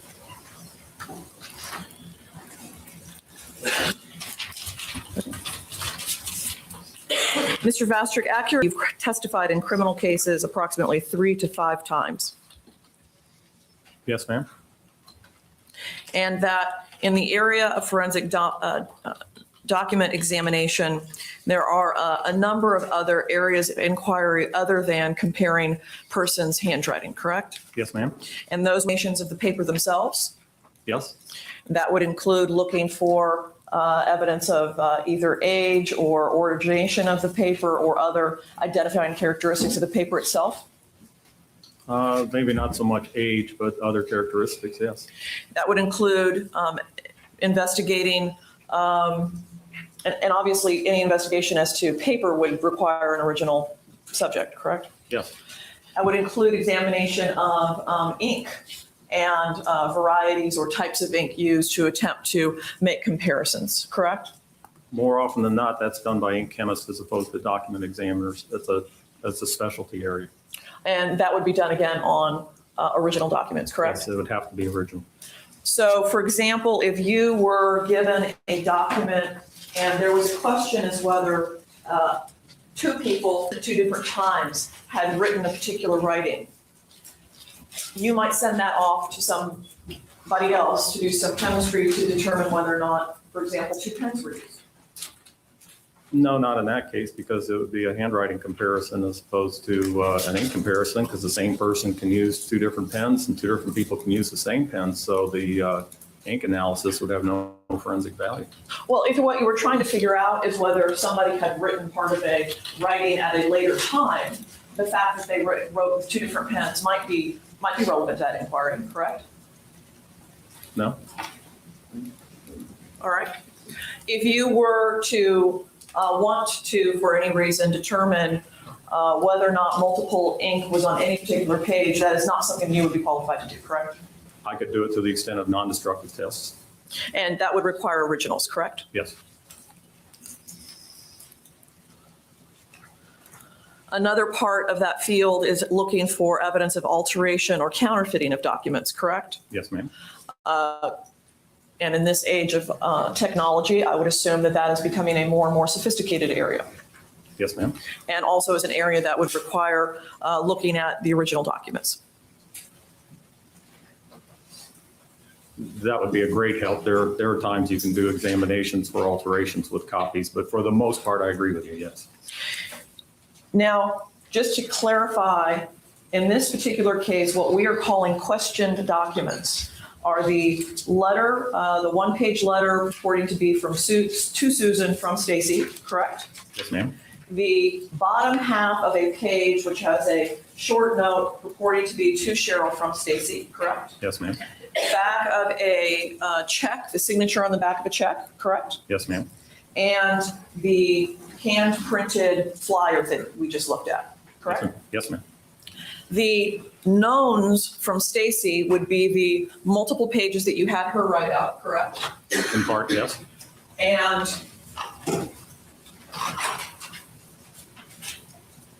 the historical knowns that she provided to you, correct? Yes. Now, the handwritten or the exemplars that you took, there's a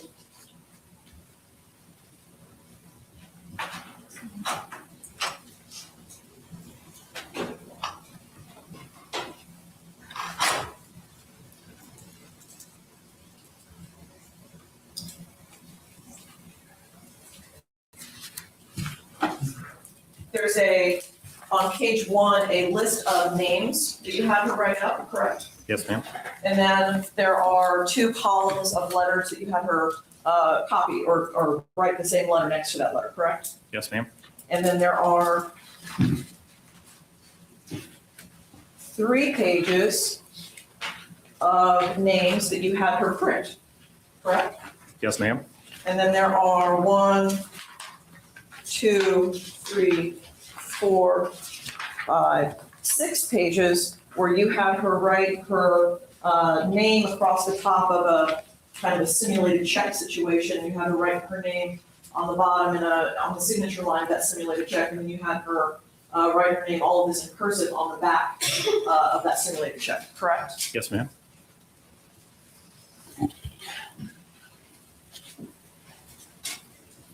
And I'm going to show you what's been marked, defense BH, and ask you to take a look at this. BH, B is a boy H. Do you recognize that topic?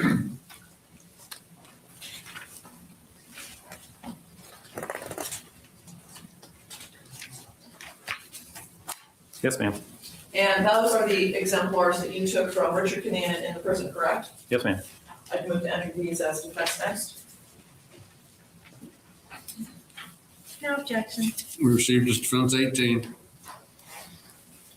Now, those 6 pages are the entirety of the known samples of Richard Kananen you had to do your comparison, correct? Yes, ma'am. And they consist of 2 pages of repeating a line or a list of names, correct? Yes, ma'am. And those 2 pages actually have the very same list of names, correct? Yes, the same form. And then there is 2 examples of him having written out the letter or the note to Susan that you dictated to him, correct? Yes, ma'am. And 2 pages of you having dictated him the note to Cheryl that he rewrote, correct? Yes, ma'am.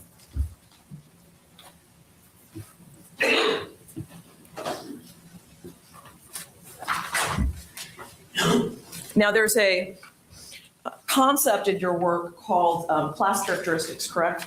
Yes, ma'am. Now, class characteristic is a characteristic of writing that is shared among a group of people that may not indicate the same writer being involved, but similarities among how we all write. Yeah, so the general form that makes the writing legible that people can read.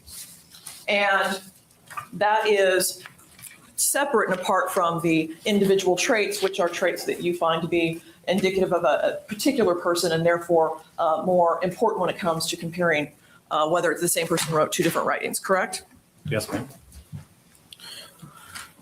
Now, at this point in time, there is no standard understanding as to what percentage of our public will write any particular character in any particular way, correct? Correct. There are no probabilities that you can give that a cross-section of the American public will write an A with this particular trait or write a B with that particular trait, correct? That is correct. And there is no standard as far as how many important traits there are per character, correct? That is correct. And there's no standard as to how many class characteristics, meaning the way we would all generally write a letter, there are per character versus how many different individual flourishes people might do on their own, correct? I don't think I understood the question. There's no standardization when looking at a letter as to how many of those characteristics are going to be shared versus how many of them will not be shared. That is correct. And there's no standardization regarding how many points of similarity outside what you determine to be class characteristics would make a match, correct? That is correct. And there's no standardization as to which commonalities should be called class characteristics. That's a decision you subjectively make, correct? No. Can you tell us in this particular case, say with the letter to Susan, how many similarities there were in that document to known samples of Stacey Kananen's that were not class characteristics? Which note? The one to Susan. I believe I have 34 marked on my notes. All right, so that is 34 markings that you made, and this is on Exhibit 14, of similarities that you found. Is that correct? Similarities that would not classify as class characteristics. You can't tell us how many differences you found that would not classify as class characteristics, correct? I found none that I considered fundamental differences. And you could decide what the fundamental difference is, correct? Yes, I'm the examiner. And if there is one similarity that you find to be important and not a class characteristic, then that is a match and you make a notation, correct? Yes.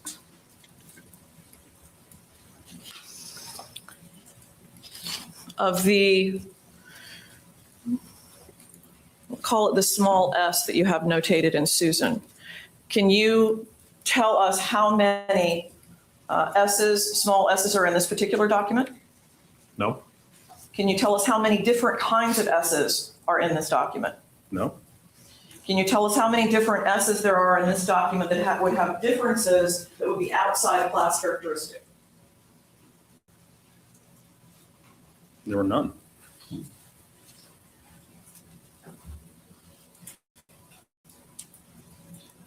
All right, so if you're looking at the S in Susan, at the top of the page, and you're looking at the S in service on the line 3 up from the bottom, those appear to be very different to my mind. You would say those are not significantly different? No, they're not significantly different at all. They're exaggerations of the same movements. Same movements are involved in the formation of each of them. Do you know how many S's there are in the known samples, small S's? No, Do you know how many S's in the known samples would look like that small S in Susan? there were quite a number of them. Do you know how many would look like that S in service? No, Do you know how many would look like, look different than either of those two S's?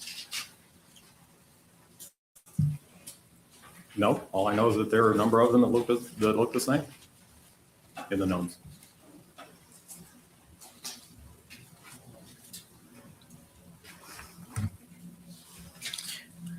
The charts that you had, that you were looking at,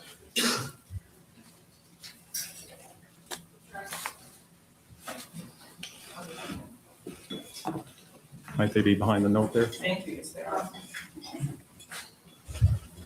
Now, you provided me with some notes regarding where these particular letters came from, correct? Yes, ma'am. And when it comes to the questioned documents, the M,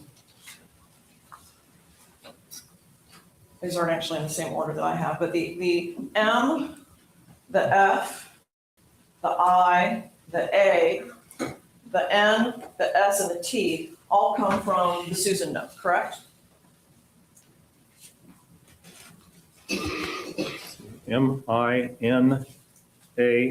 M-I-N-A-S-T And F. and F come from the Susan note. All right. The only two that come from the note to Cheryl is the S and the Y, correct? Yes, ma'am. And those both come from the signature, not from the body. Yes, ma'am. All right. Were you aware that,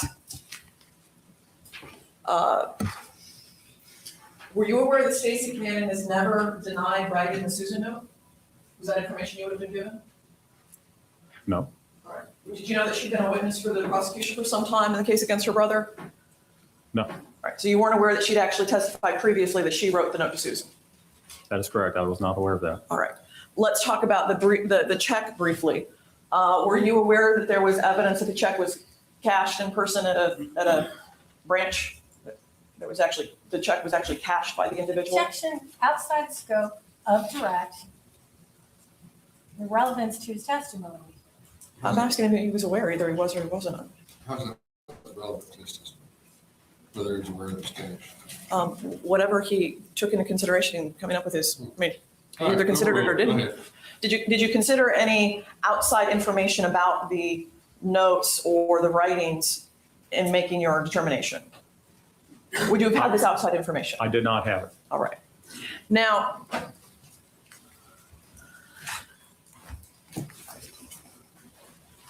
when it comes to the why that you were talking about,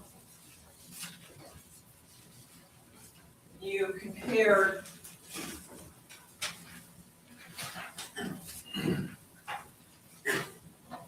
the two things you picked out were the S and the Y.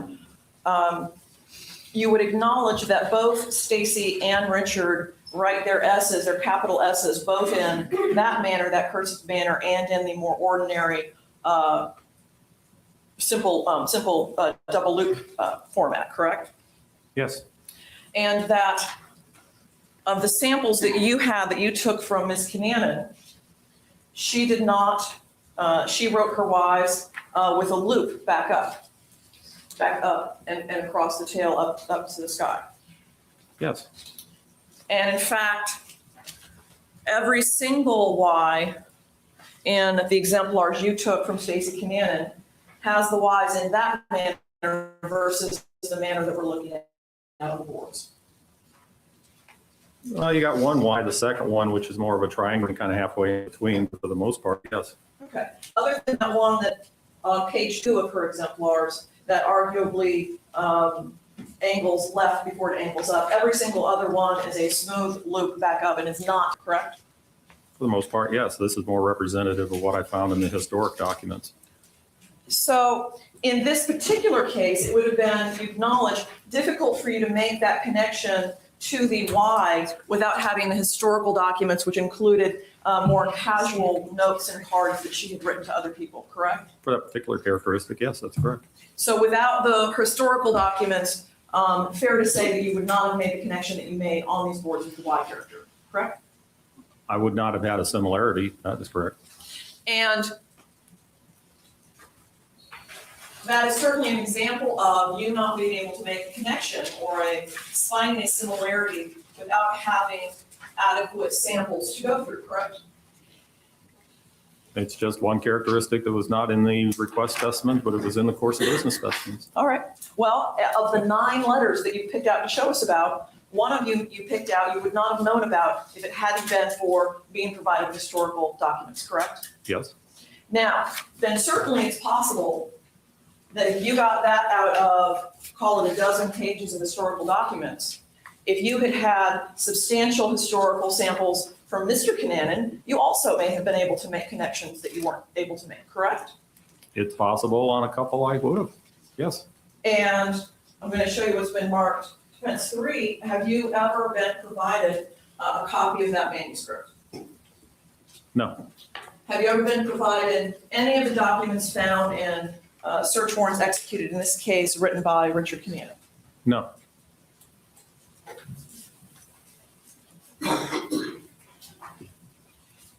Now, the prosecution put up this note, the 2 notes, allegedly to Cheryl, allegedly from Richard and Stacey up on the board.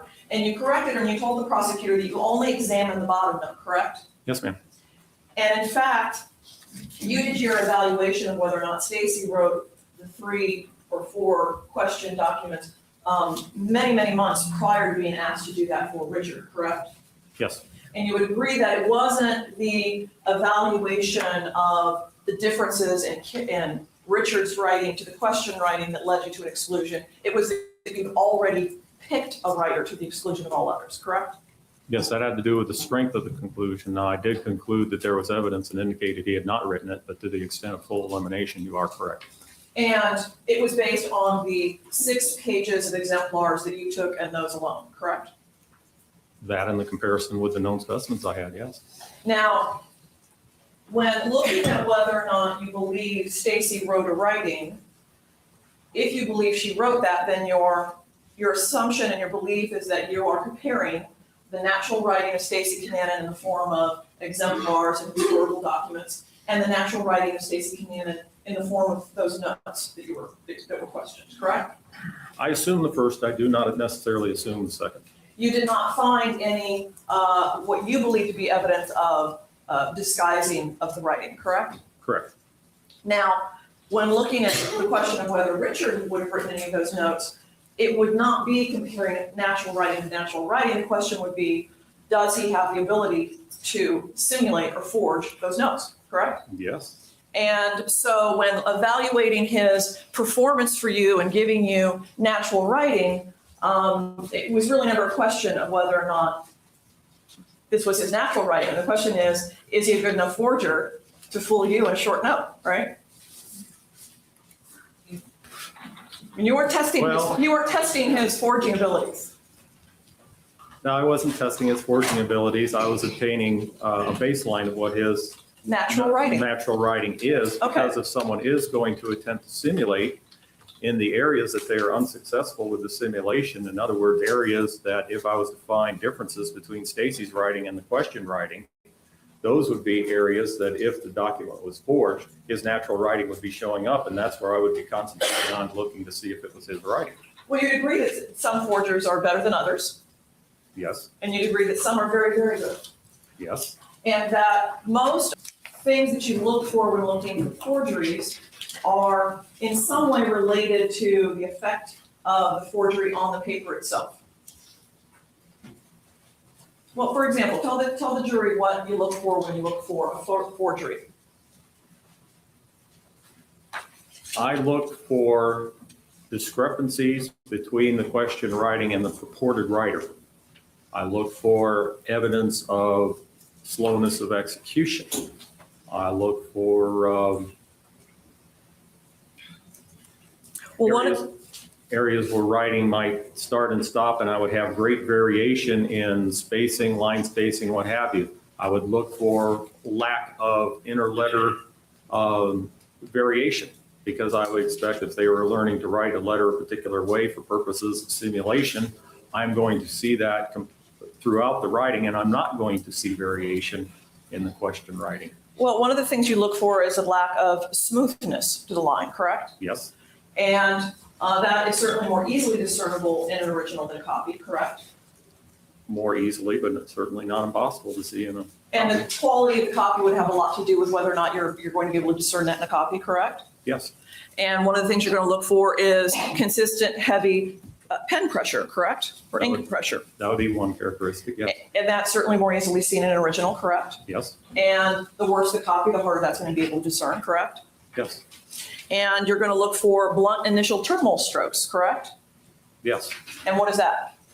That is the result of the pen touching the paper and then the writer moving, coming to a stop and then lifting the pen off the paper, which is a characteristic of a slow drawing, as opposed to a writing where the pen is in motion as it comes in contact with the paper and creates a flared or tapered initial and terminal stroke. And that's what I would be looking for. And two of those things have to do with, for example, on the front end of the stroke, you're looking for whether or not more ink was deposited to show you whether or not the pen stayed there or landed there, correct?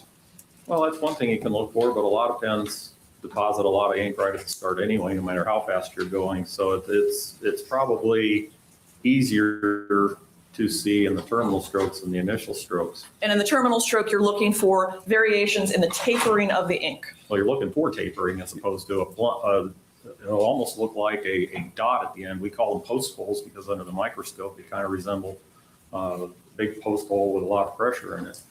And that post hole that you're looking at is literally the indentation in the paper, correct? Yes. You're not going to be able to see that in a copy, right? Now you'd see it as a dot on the copy. And the tapering, the things that you're looking for here are very small, delicate visual cues, correct?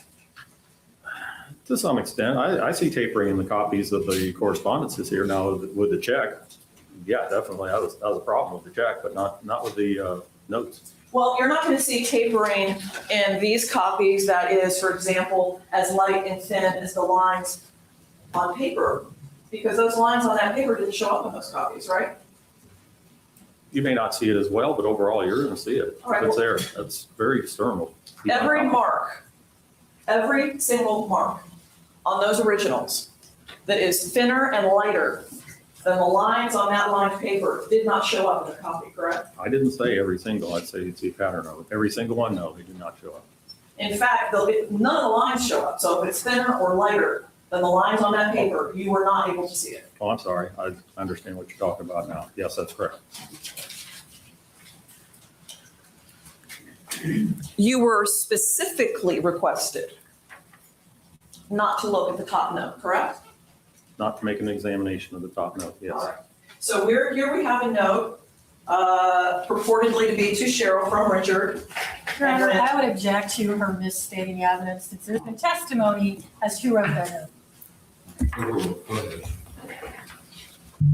Did you ever sit down with Richard and say, hey, did you write this note? No.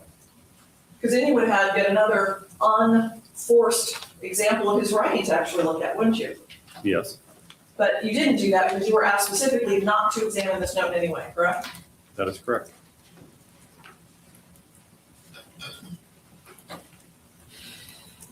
What is it you look for when trying to determine whether somebody made a writing at two different times? Meaning part of the writing at one sitting, part of the writing at another sitting?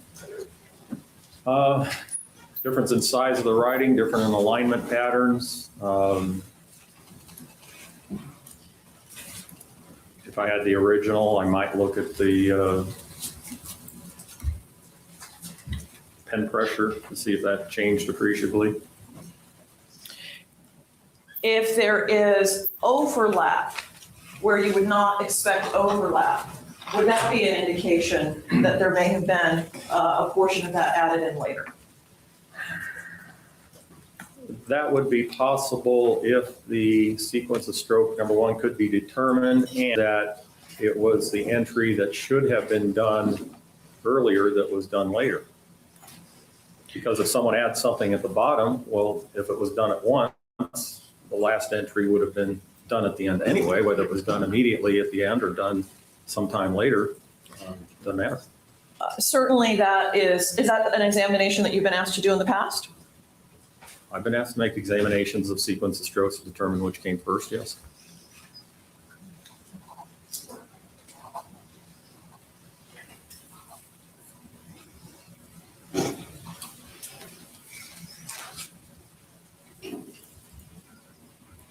You talked about a 9-point system. I don't see anything referencing a point system in the reports that you drafted in this case.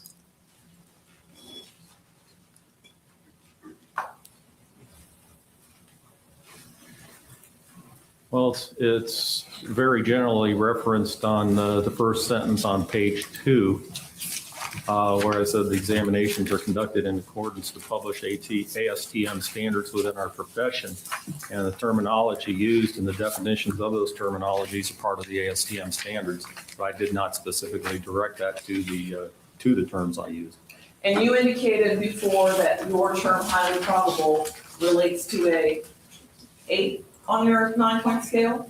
Yes, ma'am. And you equated that to the legal concept of clear and convincing evidence, correct? No, well, what I said was we use a definition in our ASTM standards that is the same that the legal profession uses in their definition of clear and convincing. But what I also said is that's up to the judges to determine whether the definition term used equates to clear and convincing. That's not a jump I would make.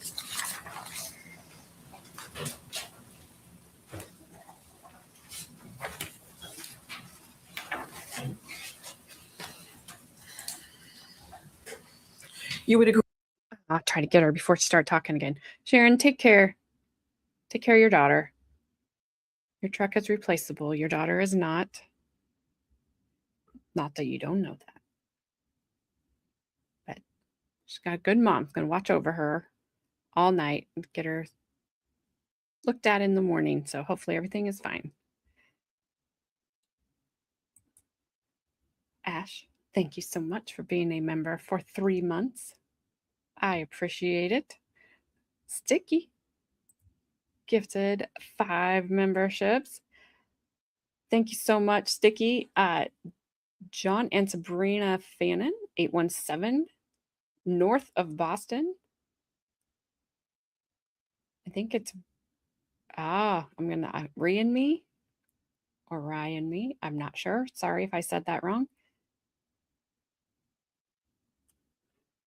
These names. K Mattered Queen and Diane. Gee, she was just here the other day. All of you got gifted memberships from Sticky. So if you are here or see this later, if you give Sticky a big thank you, I would appreciate that. I do not know if there's anything north of Boston. You will have to ask Gabby. Exactly, whoever. That's what car insurance is for. This sucks. The ocean. Ash. North of Boston? Yeah, there's Maine, Vermont, New Hampshire, Canada. Canada. That's who I remember said. I like Ash's answer. The ocean. No, the ocean is, I think, east of Boston. Ah, yeah, you'd see North. North is, the North Pole. well, yeah, north is the North Pole, but going north from Boston is New Hampshire, Maine, Vermont, Canada. East is the ocean, although it is right on the ocean as well. I was gonna say, okay, because does Boston, all those little states up there, I don't know how they all work, where they all go. I couldn't do the puzzle if you asked me to, but does Boston, does it stick out a little bit? How's the ocean east? Yeah, so like where I grew up in Oh, Quincy. east. I was thinking west. Sorry. Yeah. I got it now. I solved my own problem. Look at that. Nobody even had to mansplain it to me. Well, where I grew up, it's almost an island. It's Teach us. surrounded by ocean on 3 sides. Teach us? Yeah. Just a bunch of tea from England. Sorry, Haley. Here be dragons. I thought Boston was the center of the universe. It is. Don't tell Lesko, though. He hates Boston, apparently. My joke went whoosh because Boston is in its own little world. Mm-hmm. That's very true. We are. Yes, thank you, Sticky, again. Congratulations to the new members, as Ronnie said. Oh my gosh. Oh, by the way, the state, the prosecutor over there, she was trying to log into something a little bit ago. She couldn't Did she get her stamp her password. little foot? She couldn't get her password. She kept in that gray box. You see her go back and try to change like the last part of it, and then it would pop up again. I was like, "Oh, are you going to She yell just, at your like- computer?" Yeah, she just like comes in angry. She just comes in. She walks into the courtroom stamping her feet. I know. I'm here, Judge. She's like, objection. I'm surprised she didn't object to the bailiff sleeping. She's like, fighting it objection. again. Does she have Objection, to Your wear a Honor. brown suit? Objection, that's too much yellow or beige or whatever color her suit was the other day with those boots. I would have been Yeah, like, right. sustained. Go put some different shoes on. Only in Tijuana. Oh, yeah. Oh, what did Ash say? Sticky. Are they sticky? Wait, what else did Oh, she he say? said, I do like Boston cream pies. Nice one, Ash. She said, sticky. Are they sticky? Yeah, they are if you eat them with your hands. I was trying to think if I've ever had Boston cream pie. I don't personally like it. It's not my favorite. I don't really like pie in general, which my uncle says I'm un-American because I don't like pie, but I don't that's like fine. apple pie. I mean, I make pies. I just don't eat them. Yeah, well, I don't like apple pie, so I will be un-American with you. And we can, like, what'd she say? I'd be telling Winifred to shut the F up. She just, yeah, that could be her like distant cousin, couldn't it? She's just outside the courtroom after they leave. She's like, "Come, little children." That's funny. Ash bows. You're welcome, Gabby. Yeah. Is that the kind of pie that you hit clowns in the face with? I thought that was just whipped cream. Well, shaving cream. sometimes it is, but you could also do just like chocolate pudding and hit him in the face with it.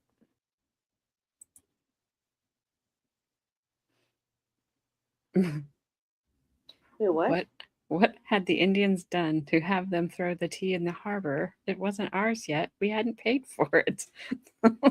Well, No, we the wanna be- Indians didn't do that. We No. did that. we did. We threw your tea in the harbor We did because that. you wanted to tax it.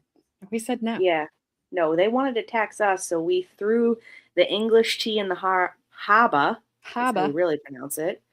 To gain our own independence from England. Yeah, because we said no. We were like, we won't tax the tea, and we don't want anything else taxed. Just wait. Just wait, and we will tax everything later. It'll be fine. Well, it honestly didn't even really have anything to do with the tax on the tea. It just had to do with England uptaxing everything in Massachusetts and in Boston. So they were like, "Oh yeah, well we're gonna take your English tea and toss it in the harbor. How do you like us now?" And then they tee. Yeah, no, they do. They did, and they did a little jig while they did it. Oh, wrong Indians. Sorry. Oh, well, Got it. all right. Exactly, Ash. You're breathing, taxed. You're not breathing, taxed. No, legit, that's how it is here. It's It's the like, oh, same you're gonna. everywhere. I'm sorry. You're gonna exhale. There's like a hall monitor passing as you exhale, and she sticks a friggin' post-it to your forehead. 5% exhale tax. Taxed. Taxed again for breathing. We gotta pay for Nibby the Beaver. Did we not get the tea from China and send it to you? Well, I don't know. Did you? That was I a don't know. trick. All I know is that we threw the English tea in the harbor because you Brits were trying how Boston gets down. We just, we're tough. And that's when Boston they just became hard and they fought, and that's why it is the way it is today. Because of tea. No. Maybe from Yeah. China. I don't know.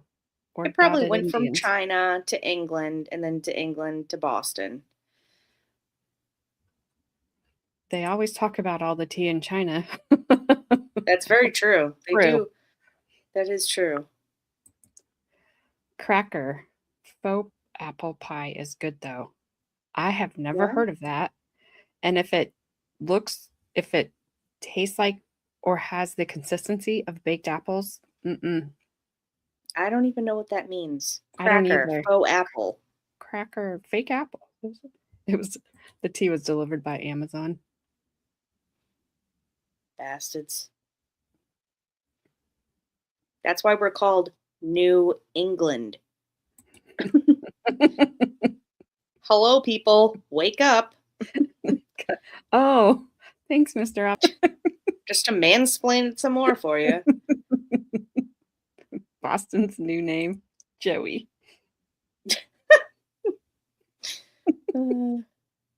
Thanks, Ash. Up there in second Canada. Getting taxed as bad as we are. All right. I This don't know guy about just- that. Well, I don't know. I have no idea. They're just making shit up now. Yeah. Well, I was just kidding. But this guy looks extremely uncomfortable under his Well, yeah, because cross-examination. he Does knows not like it. he just got a text that he got debunked like 5 minutes before his testimony. So he's like, "Oh, well, what do I do here?" Well, they don't. Your ears and your nose, they keep on growing. That's true. Well, I mean, I don't know how to feel about that because Italian, Sicilian people, we already have large noses. So what does that say about us? I don't know. You're I gonna don't know have either. really I mean, large noses? Yeah, I mean, I was born with it. Maybe it's Maybelline. Pretty soon you'll just be the nose. If you live to be Just a like nose with two eyes. 100, yeah. Like AJ's making broken spaghetti again. Son of a Dang it, bitch. I smell it. I can hear it. I I can smell it. I smell the broken wheat. Dang it. I'll be your huckleberry. Oh, is it just the ears never stop growing? I don't know. Okay. No, it's the ears. The ears and the well, the ears I thought it was- especially. Maybe I just threw the noses in there for I'm pretty sure it's the Oh. ears for sure. Sticky. You're gonna start a war. Dang, we like his tie. What don't you like about his Everybody likes tie? his tie. I kind of liked it. I think it looked pretty good. He had to come looking really together because he knew he was going to get debunked. So Ronnie, I noticed that his demeanor did change after the debunking. Well, Yeah, right? I mean- I mean, we all knew. We all got the memo. It was debunked here in chat. I mean, and he was like, whoever said that it was debunked, and now his demeanor was like, he's like, dang it. 15 years from now, I'm not going to have a job. You'll be retired, sir. Don't worry. Ties are prison. Well, they can be. If you tie somebody up with your tie. That's very true. But, I mean, it could be kind of fun, though. You heard it here. I mean, that could mean two things. Just saying. All right. Well, let's, Objection calls for fashion conclusion. well, Sticky, don't be doing those. I didn't say it. I did not say it. That's funny. Gabby said it. Yeah, a little bad dad just giving you credit for. Yeah, no, good. You know what? Kinky, AJ. I just said you heard it here. The little kinky little sphinx to you. Who knew? Who knew? It's always those quiet ones. It is. Mr. Hamp is a lucky man. He probably questions that some days, but She's like, I'll make you breakfast casserole. I just went upstairs and was like, will you please make breakfast burritos tomorrow? He's like, yeah, that's fine. I was like, okay, good. I'm too tired to make breakfast casserole. I'll make it tomorrow. He was like, okay. And he was busy. I'm like, I'm going to bed. Ash, play soft music. Show me what you can do with that tie, boy. Boy? Oh my gosh. All right. All right. This guy just looks like he would rather be anywhere but there. Or he's Yeah. holding in a fart. I'm not sure. All of the above. It's what it is. Agree in this case that you do not use any particular enhancement, microscope, infrared lighting, or image enhancement. No, you can't do that with copies.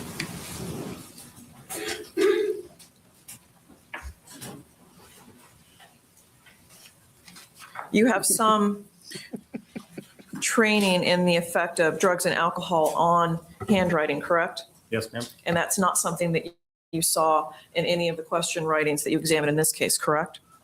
I did not see any blatant effects of any sort of outside influence on the writing.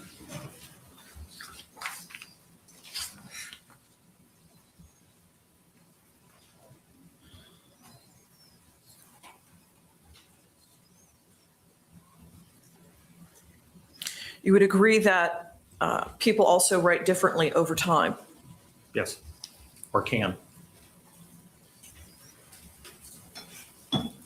And that various factors go into how good a forgery may be, correct?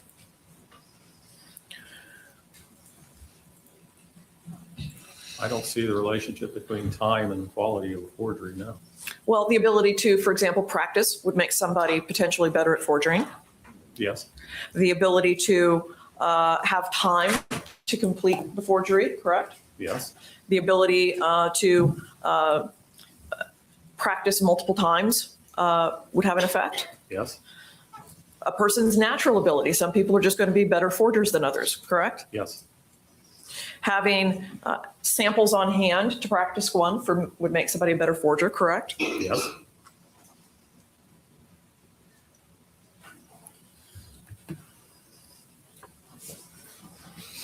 Fair to say that the better a forger got or was, the more of those clues could be masked by poor copies in your examination.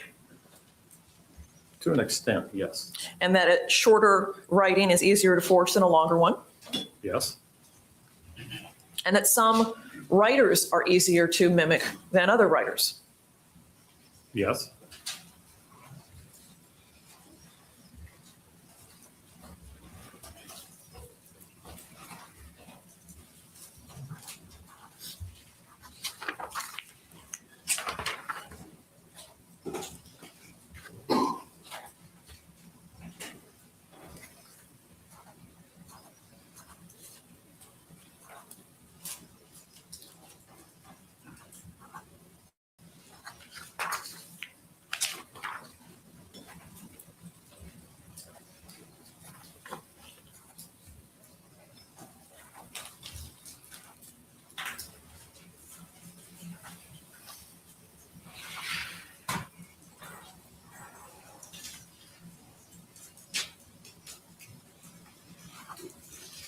The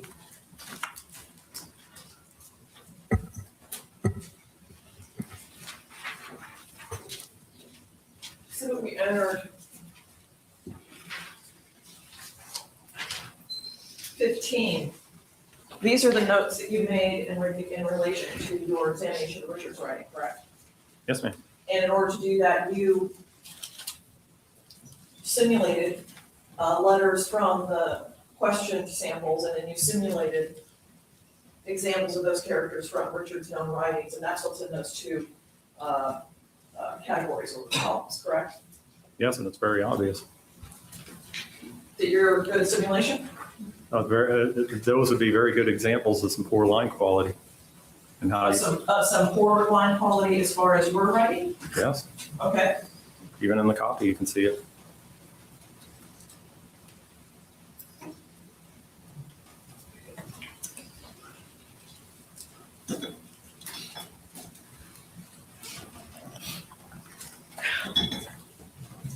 So what you're saying then is here on Exhibit 15,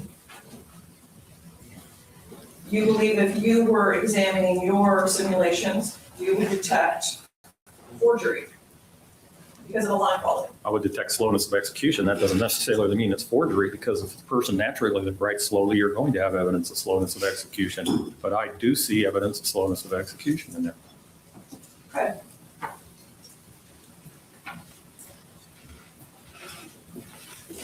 And specifically, when you're talking about that line quality, you're talking about kind of the squiggly or uneven flow of the ink across paper when you would expect it to be a straight line without squiggling.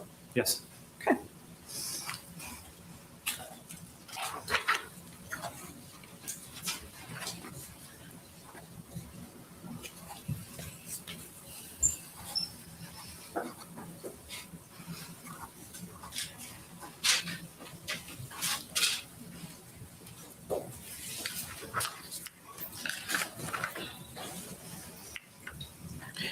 Now, the CAM study that you talked about, that was not a error rate study for examiners. That was a comparison of how examiners would do compared to college students who were brought in to take some tests, correct? No, it was both.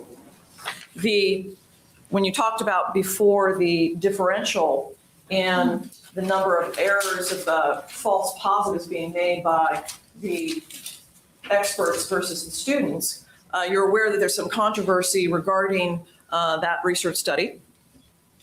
I'm aware that there are some very unqualified people making some very unsubstantiated claims, but other than that, no, I will not agree with that statement. Well, you are aware that this was a government-funded study, Yes, and that Mr. Kim, despite repeated requests, never did release the raw data from that study, correct? correct. And that the students were given money incentives to make correct or incorrect matches of the handwriting, correct? Yes,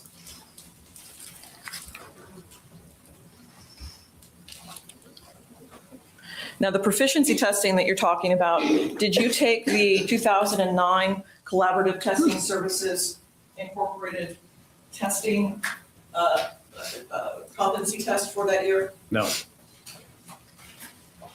You did not.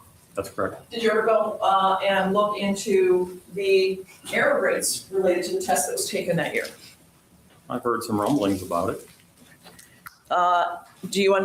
Is one of the things that you've heard talked about is the lack of ability of the test takers at that test to accurately detect when more than one writer was involved? All I understand is there were a significant number of mistakes by whoever took it, by some of the people who took it. And that's a test that you have last taken when? Either 07 or 08. And that is the only error rate proficiency testing that you have taken, correct? Not in just 07 or 08. I take it from Collaborative Testing Services, yes. And that test on a yearly basis, how many questions total does it have? See you, Sticky. Have a good time over there. Bye, Sticky. Ronnie. Ronnie. It wasn't I her in the wasn't. truck. Oh, it wasn't her. I mean, she does have a distinctive bowl cut, so how But can she you had miss long, that? but they said that I would like to see a picture of her then because the Oh, I'm one gonna witness look it said up. she had longer Oh, I'm gonna hair. look that up. Said she had longer hair then. Who has longer hair? Cheryl. Oh, When they Miss were Piggy Big talking, Boobs McGee. yes, when they said that yesterday, I'm like, Framed. oh, Cheryl has longer hair. Not that Cheryl was not putting her in the truck in the storage unit, obviously, but it's I'm like, Cheryl has longer hair. Now I don't have any idea how long Cheryl's hair was back then. All right, let's go. What you got? Hey Jay, what's the difference between a horse and a who are? A horse is a large four-legged animal used for riding, racing, and work. Pros have two legs. Oh, gotcha. Let's go. What did he say? I think he's talking about a lady. You talking about a lady of the night? Let's go. A hussy? A hussy? Are you talking about a horse and a hussy?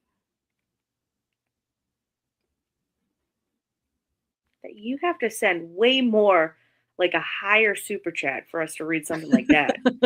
Good Lord, $4.99. That's some Pros have cheap two legs. prices. I Those think are that's Brockton prices. Okay, right. this is way higher quality over here. Well, I don't even know where Brockton is, but don't be charging those prices. You don't be thinking you're going to get away with Brockton prices. That's right. Am I saying that right? I'm gonna go ahead and say yeah because that was hilarious. I mean, I don't know. But Don't think you're gonna get away with Brockton prices here, buddy. That was hilarious. I don't think that meant pros. Pros have two legs. Because they're prostitutes.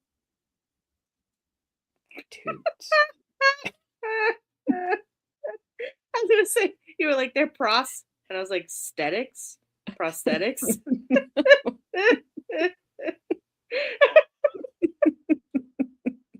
Oh man, we're effed. I don't know what is even happening at this point in the day. They cost more than that? That's what you've heard, huh?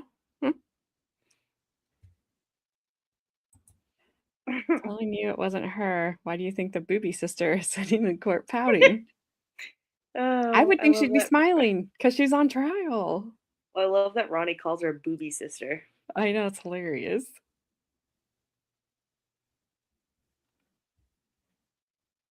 Prosecution? I don't think so. Prosecution. Snipe talks like he knows. He might. It's his birthday. Maybe they had a birthday deal going on. Listen, whatever Snipe says today, it's correct. true. Just agree because it's his birthday. You got to give him one day. You know what I mean? She's the Let's see youngest. what else he says now. That's Booby Sister. She's the youngest. Oh, wait, no. Booby Sister's not the youngest. I keep thinking Booby Sister's the youngest, but she's not. Stacy's the youngest. I used a coupon.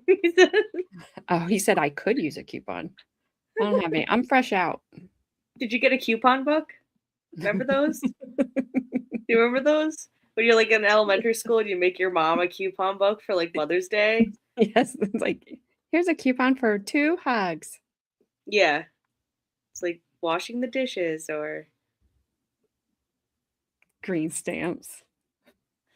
grain. It's grain stamps. Oh, grain stamps. Grain stamps. No deal. No deal. Game over. Over. Oh, that was awesome. Ash, sorry, Snipe. I keep clicking on you. I don't.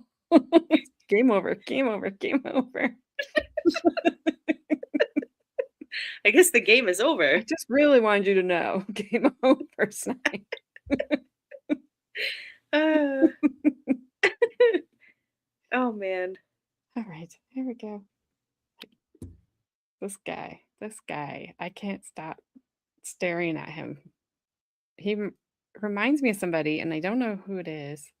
Well, you know what? I can't believe that they've had this handwriting expert on for this long. I know. Like, it took you guys this long for this one witness. This witness right here. I don't know. Seems kind of sus. And old prosecutor's been quiet. She's not said anything for a while. Well, I mean, she had to go back and forth to the other computer to fix her thing, so It was like, she's probably fuming.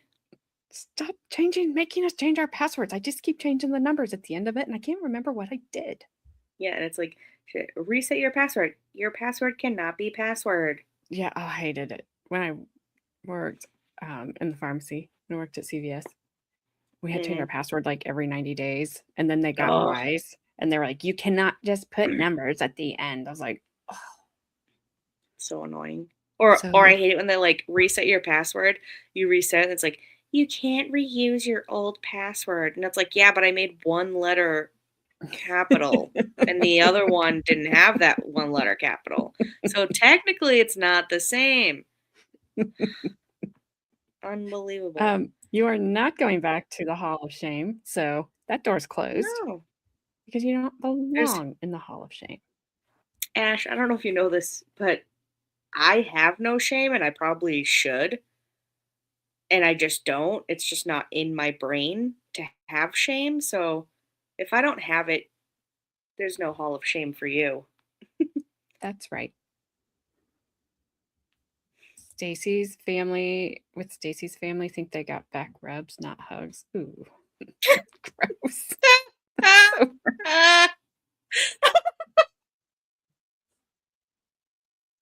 Oh my God. oh my gosh. I don't want to think about it. I don't want to. I'm good. All right.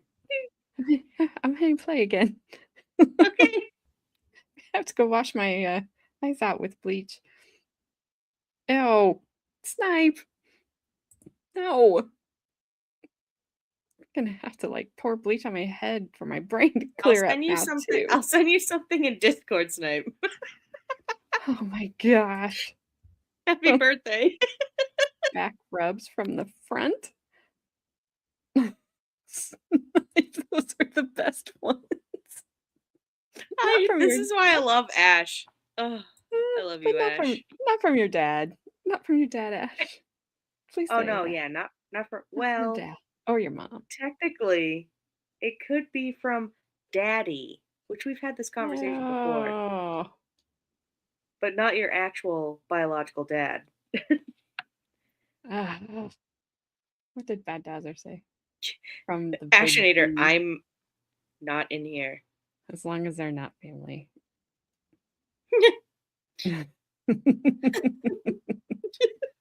Oh, from your dad? See? Then those are scarring. Yeah. Yeah.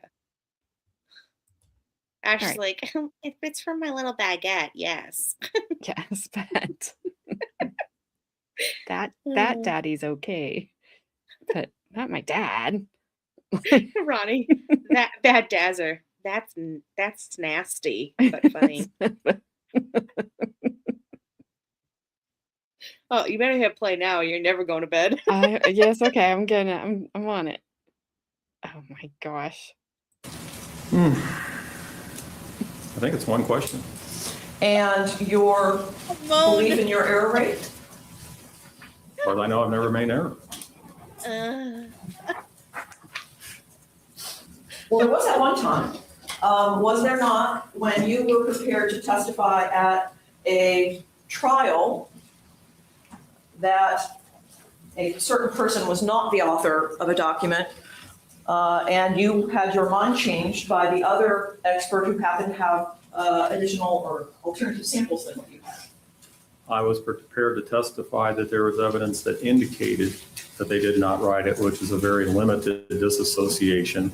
And I was not persuaded by the other examiner. I was persuaded by the evidence he had that the person did indeed write it.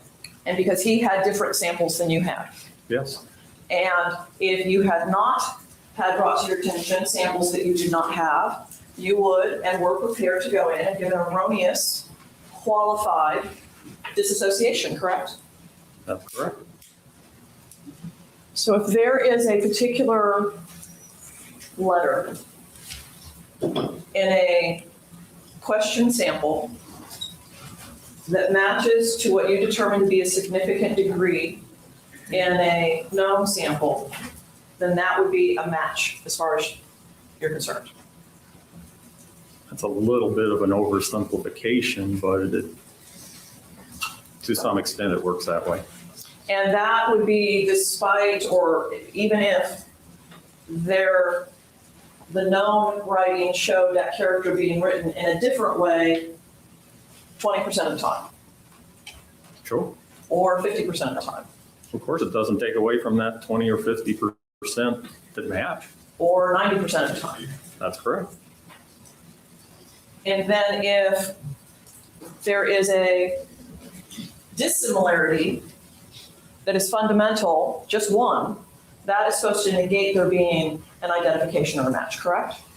Theoretically, yes, the textbooks say that one fundamental difference is sufficient for creating non-identity, but the author also goes on to say that from a practical standpoint, that's not what you're going to find. You're going to find a pattern of discrepancies. But theoretically, the way you were taught, one fundamental discrepancy means it's not a match and you can't make a match. Yes, And again, you get to decide what the fundamental difference is. yes, And so in this particular case, if you didn't have the samples, the historical samples showed that on some casual writings, Stacey Kananen made a Y that had an open loop at the bottom and didn't look like that Y that Richard makes, then you would have had to found a fundamental difference, right? If she never, ever, ever made a Y, other than in the loop the way Richard does, that would be a fundamental difference. there wouldn't be a fundamental difference because remember page 2, you've got that kind of triangular shape movement, which would lead me to believe that we got some variation in the writing that's not showing up and we might need more specimens. Okay, so as soon as there's variation, as soon as you go more than one way, then you need to have enough specimens to, how many is enough at that point? That's very case specific. That's why eliminations are extremely difficult.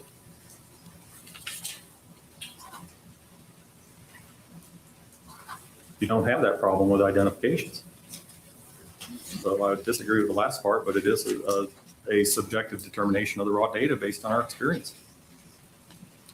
Well, certainly, for example, the Y can't be weighted more heavily because the Y that is in Stacey's known samples is much more often written the way Richard writes his than the couple of times in historicals that you found it actually open at the bottom, correct? No, that would not go away that way.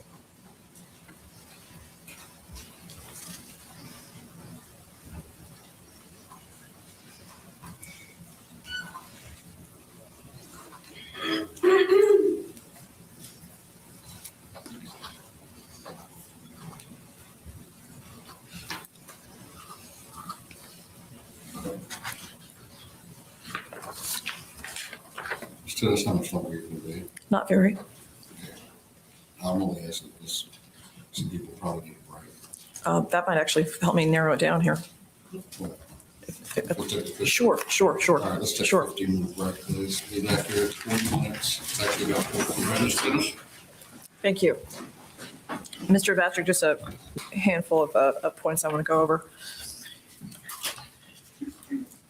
We talked a little bit before about class characteristics versus individual characteristics.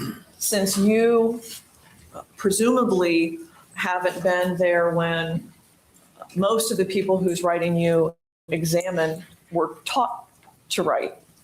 That would in some ways limit your ability to know whether for any individual person, their writing was a design that they'd been taught or versus an individual characteristic that they had developed over time. That's not always possible for you to know for any individual writer, correct? There could be a few exceptions to the rules, but for the most part, the handwriting systems that are taught in schools in the United States are very similar to each other. And I belong to organizations that have done quite a bit of organized research into the handwriting systems that are taught. So I would say for the most part, that's not correct, but there could be isolated instances in anyone's writing where you would be correct. And certainly not having been there for any particular person's formative learning to write years, there's going to be certain aspects of their writing that you're not going to know if that's how they were taught it or that's their individual characteristics. Something they developed on their own. There could always be a couple characteristics along those lines, but there would be very few. You're aware of the 2009 congressional report from the National Research Council on forensics and its use in the courtrooms here in this country, correct? He's like, no. Look at his face. Good night, Toto. Take care. Were you really thinking what Lesko said, Gabby? No, that was a joke. I figured, but I didn't know. I read what Lesko said and I was like, obviously, I mean, that's exactly what I was thinking. Wow.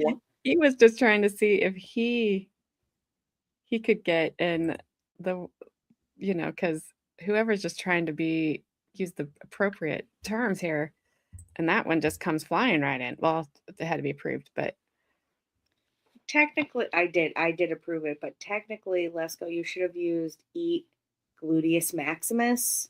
that probably wouldn't have been allowed in. It probably would have been allowed in more than ASS. Did you seriously just spell that? Yes, I did, because I had to approve his message, and that's what he put in there. Comes flying right in. Take your time. I said yesterday to whoever, she said, did any of your fur babies step on your computer? And I said, I hope not, because my computer would be crushed. And YouTube's like, nope. You can't say that. Like, fine. Just as arse. Even arse would have been better. Yeah, that came right on through. Yeah, see? I didn't even need to approve whoever's. See, she said gluteus maximus. Went right through.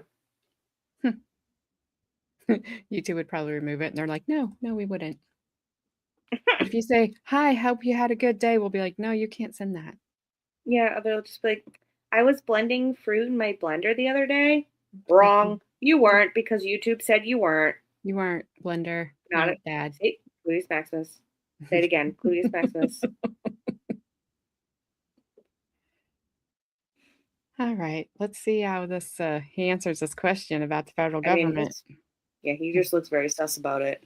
He's like, ooh, what did the federal government say about He's like, now that I'm debunked, I'm just going to question everything. This is gluteus maximus all in the chat. Gluteus maximus, gluteus maximus, gluteus minimus. There's gluteus maximus, gluteus minimus, gluteal muscles and glutes. I like it. I like your style. That was fabulous. Bravo. All right, here we go. Are you talking about the National Academy of Science report? The report from 2009 regarding the use of forensic sciences in the courtrooms here in the United States? I believe that was the National Academy of Sciences that issued that report. You would agree that that report was critical of some of the use of forensic sciences that are going on in our courtrooms in regard to making matches or positively identifying individuals based on those forensics. Yes, and what I really felt good about that report are the recommendations they made. A lot of them, our particular discipline had already was either completed or well on the way to completing. But in fact, the soft sciences, and including specifically handwriting comparison, was one of the target areas of that report in need of work, correct? In standards, et cetera. I wouldn't call it a target area. They examined all of forensic science. There was nothing targeted. but it was a subject area that was discussed, and they did say there were some areas we need to work on, and one of them specifically was statistical verification of characteristics versus the population. And at this point, that is not something that you have, correct? We do not have that. We have research projects in the offing. In fact, I'm heading up one of the research projects seeking funding right now. And that is the FISH project, or based on the FBI's FISH project? No, it's not based on the FISH project. The project that you're talking about, how long has it been in since its inception? Well, actually, I initially conceived of the idea during the question document symposium that was put on almost 2 years ago. Floated it to the organization as an idea. I got some people involved in wanting to do it, submitted for funding. We initially got turned down. There's another group through the Army, part of our group that sought funding through another organization, has been approved for it. And they're starting that project very soon. I think the funding information will come down shortly and some contracts will go out. And we are submitting for refunding. I just got the notice about 2 weeks ago through the National Center for Forensic Science that we will be resubmitting a modified proposal very shortly. In fact, I just got an email yesterday or this morning about getting started on that. So sometime in the future, the hope is that there will be some standardization and ability with confidence to say, these are class characteristics across X% of the population, and therefore we would expect them to show up in this percentage of the time in people who are the same ones making these writings, and this percentage of the time we would expect the similarity if it were not the same people making those writings. Actually add some statistics to the analysis. Add some statistics, yes, but as far as adding substance, realize that that's even going to have significant limitation. If we were to take a traced forgery. Good night, Haley. Sweet dreams. See you. I love you, later. Haley. I love you, and I love that you're back and you come in and hang out. And I missed you.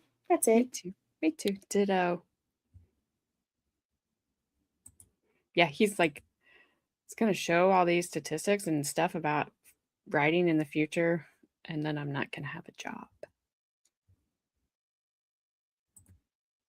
Like, sorry, you wasted all your time on this research, sir. It was a good run. Good run, buddy. And apply statistics to it. Statistically, it would almost look like a match because they were virtually identical. So we're not talking about something that's going to be the saving grace of science. It's going to be an added application, but it's not going to, even in a minor way, affect how we go about doing our work. It will create a statistical database that we can show people that, statistically speaking, 1 out of 50 in our population makes a lowercase r with this particular stroke on it. Okay, well, if someone's simulating it or someone's tracing it, they're going to do it too. So what's the real significance in it in a comparison like we have here? So the closest you are to getting a real mathematical basis for this evaluation would be hopefully at some point to have some numbers when it comes to matching natural writing to natural writing, is your point. Yeah, that's about all the value it would be. It does not change how we go about doing our work.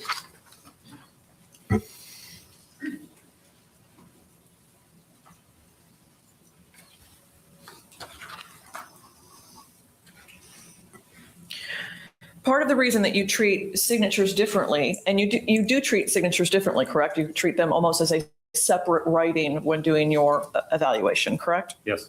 And part of that is because, as you talked about before, signatures are somewhat, they're a miniature writing, and shorter in length, or relatively short in length to letters or notes or those kinds of things. And they have often more individual flair or design to them. Is that accurate? Yes. And because you don't want to presume that the body of a writing is made by the same writer as signature, that wouldn't be a presumption you would make. Correct.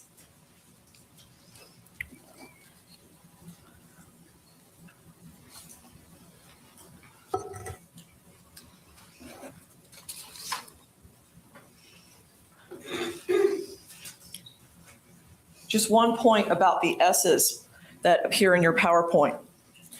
In the 6 pages of Richard Kananen's known writing, there are 21 capital S's. Agree, disagree, don't know? Don't know. Okay. In the known exemplars of Stacey Kananen, including her historical documents, there are 68 capital S's. Agree, don't agree? Don't know? I would agree there are more than on Richards, so I There- don't know the specific number. There are more than 3 times the opportunities to find a matching S in the exemplars of Stacey Kananen than there are in the exemplars of Richard Kananen. Would you agree to 3 times?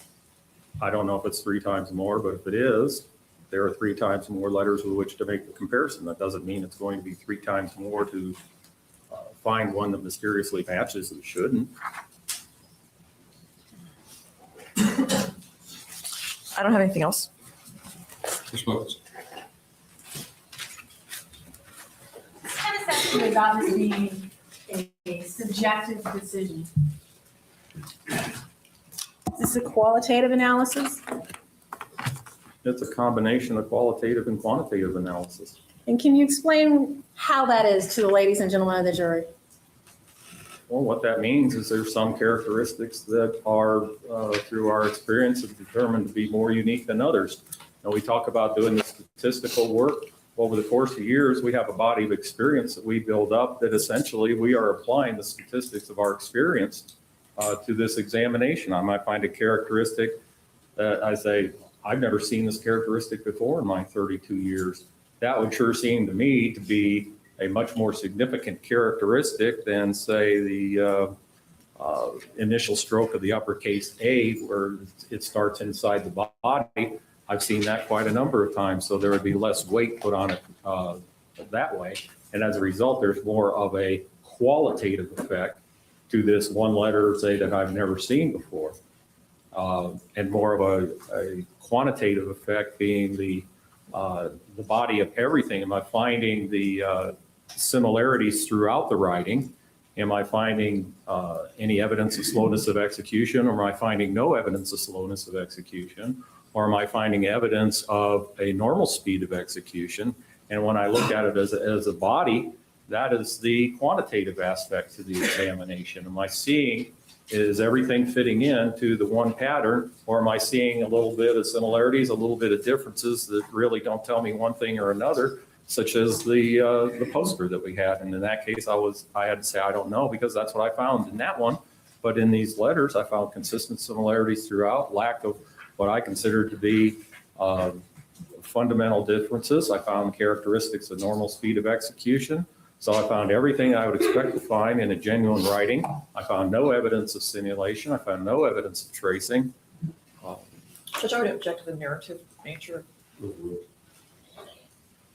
In your 2 poster boards here, these 2 exhibits, are these the only letters that you used in comparison in making your determination in this case? No. This is just a summary to illustrate to the court what I mean when I talk about individual characteristics. It was hard enough to keep it down to just a couple charts. And you talked about some of these actually between Stacey and Richard, there were some similarities. Were you still able to make a determination as to the bottom portion of that note, to Cheryl from Stacey, that Ms. Kananen wrote that? Oh, yes. People are going to sharing a couple common characteristics. It's not uncommon at all for anyone, whether they're brother, sister, or strangers. It's going to happen to an extent, but only to an extent. On the charts here, they talk specifically on the note from Cheryl, to Cheryl from Stacey, that you looked at, for demonstration purposes, 2 letters taken from the name Stacey. Did you also do a comparison in the actual body of that note to Cheryl from Stacey in determining Ms. Kananen wrote it? Well, of course I did. What ended up on here is more coincidence than anything else. I was just selecting ones that had characteristics that, when enlarged, would be clear and obvious to illustrate to the jury. And for instance, on the Cheryl letter, I could have selected an uppercase I that had a similar I to the one in question, but I really didn't concern myself as to which one came from which, because this is just to illustrate how I go about doing the examination, what are some of the characteristics I look for, and it's just a brief summarial illustration. A fundamental difference, what type of things are you looking for that make it a fundamental difference? Something that involves a different set of pen movements, that is habitual in nature, contemporaneous to the specimens, and is just, it has to illustrate to me it's clearly not done by the person through the examination of enough known characteristics that I feel that I have the whole of their range of variation. Now, if that sounds like that's setting the bar pretty high to be able to eliminate someone or declare it to be a fundamental difference, yeah, that's the truth. That's why eliminations are very, very rare, because there's so many possibilities. Medications, injuries, alcohol, you name it.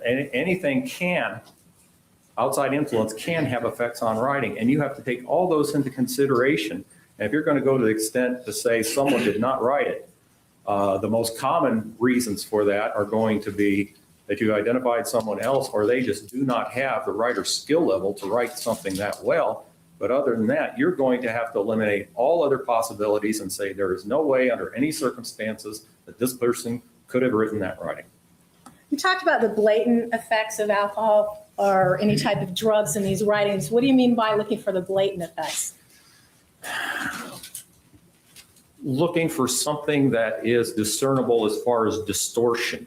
And the way I like to describe distortion is if you had the body of writing instead of on a piece of paper, it would be like on something that's made out of rubber or something that's elastic, and you can stretch it every which way or shrink it a certain way. And that's really what distortion is. It's the same movements, but it involves a bigger exaggeration or a very simplification of the same movement. And that's what distortion is. And outside influences such as drugs and alcohol cause writing to distort. It doesn't cause writing to magically change into something else, and it doesn't cause someone else to magically start writing like someone else. It causes distortion of writing. That's it. And it may happen on a person, it may not. Someone could be almost falling down drunk and you'd never see any difference in their writing. Another person could have a half glass of wine and their writing's affected. And it may be the extent, how much alcohol they've had or how much they're under the influence of some type of drug or substance. Well, the only thing that's important as far as my position is outside influence can, but not necessarily will affect a person. And there's no absolute standards as to how it will affect a person. As far as a person's individual variation in writing, the fact that they're under an excited state, may that cause a little extra flair in how they're writing? Well, sure, that falls under outside influences like everything else we've been discussing. Ms. Tennis asked you about the CTS exams, the ones that you took. Do you have any idea what is a profession of who all took that exam? No. Students can take it, trainees can take it. There are people in our profession that hang out their shingle as forensic document examiners that have not completed the standard 2-year training program in our profession. And I'll tell you, I'd get up here and testify and help any attorney I could to get some of these people that claim to be forensic document examiners disqualified because they give our profession a bad name. These people can take the test too. Anyone can take the test. If someone can actually tell me who are certified forensic document examiners that have gone through a full-time 2-year in-residence training program and show me their examination results, then you've got something that means something. Other than that, basic statistics from at least junior high, maybe grade school tell you, if you don't know who took something, you can't use it for statistics. It's meaningless. The certification process you took was not CTS? No, those are two different things. CTS is a proficiency examination. Certification is a certification test to test you for what they consider a minimal level of proficiency that a trained forensic document examiner should have. And that is a true test. And that was put out by who? American Board of Forensic Document Examiners, formed in 1977. Dr. Cam's study, it wasn't one study that he's gone through, is it? No, there's been a series of studies, and has been brought out. There have been quote unquote attacks against it, but to date, I have never yet seen anyone pull out any of his papers and say, here's what he did wrong. Here's the methodology that was incorrect. The only thing they tried at one point was saying, well, there was, they paid monetary incentives at one point. They did an entire examination on monetary incentives and found that statistically they meant nothing. And in fact, in comparison, forensic document examiners and their error rate to lay people, what was his determination? His determination was that lay people were 6 times more likely to make errors than trained document examiners, and their errors tended to be toward over-association of writing, which means that they would take writings that were, shall we say, for lack of a better term, because I don't normally use the term forgery because it's a legal term, but essentially take forgeries and make the determination that they were genuine signatures when they weren't. Lay people are more likely to make that error.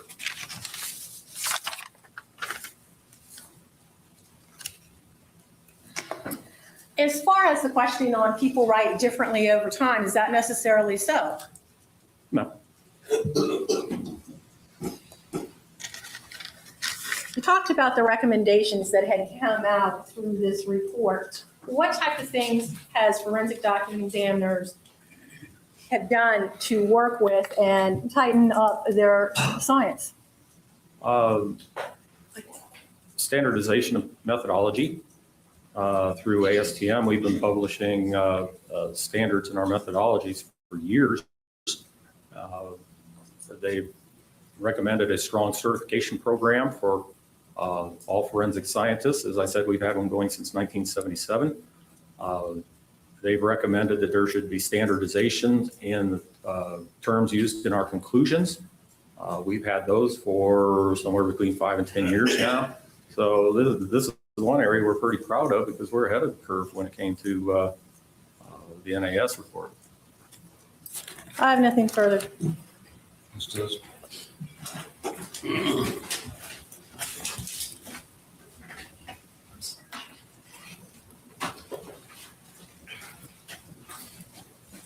Mr. Koster, what is that study that you just alluded to that found that monetary incentives have no effect on research studies? That was a study made by Dr. Cam between 5 and 10 years ago. Would that be another one of the studies that he did not release the raw data to? I don't know whether he released the raw data or not. I'm more interested in methodology he used. So the criticism, Dr. Cam's report, where he would not release the raw data, was that monetary incentives had a role, and you're pointing to a research study that Dr. Cam did saying, no, that's not true, that you can't have the raw data. Well, Bill, I don't know about the last part. I just know about the first part. All right. In the note that you looked at addressed to Cheryl, signed Stacey, you have an indication by the O in love and the O in you, Y-O-U, the words right next to each other. And those O's are not similar to each other, you would acknowledge. Yes, ma'am. Okay, so you cannot tell the jury, for example, how many O's, such as you found in the word love, were in the known samples, correct? No, I can't give you a number. And you can't tell us how many O's in the known samples were like the O that you've marked in the word you, correct? No, the important thing is that you have a variation here, and you also have that same variation in the known. So if there's a bunch of them that are different in here and a bunch of them that are different in there, then as long as you find one of each in each spot, that would be notated here as a match, correct? Yes, and that would be a very, very important match. When you find variation in the question that you also find in the known, that's very significant. All right, now the O in couldn't is a third type. And there's no connection there at the top of that O, and it is not marked. Does that mean that one does not exist elsewhere in the known samples? No, it means I don't consider it a third type. It's just a simplification of the movement found in the word love. It's just a little shorter. So in your opinion then, in this note to Cheryl, there are two types of O's, the one in love and the one in you. Yes. Can you tell, well, look at the T in the and the T in with. Those are two different types of T's, correct? Yes, ma'am. And can you tell the jury how many times the T of the type in the occurs in the known samples? No.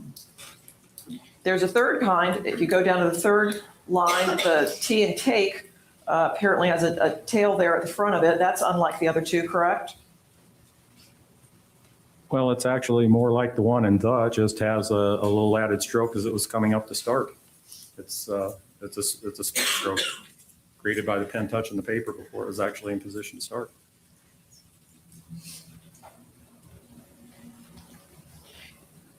Correct that you cannot direct us specifically to any characters within the known samples as being matches for the notations you made in this note. That is correct. And you did not make any notations or other notes that would help us match up which of the characters you've made a notation of here are matched with any of the characters in the note samples, correct? That's correct. I'm just marking it to determine that I found it in the known specimens.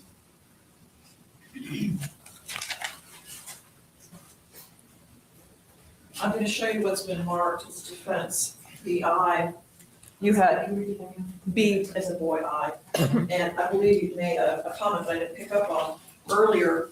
When I gave you the samples, the historic samples that you've been provided, I left out a number of them. Does that appear to be?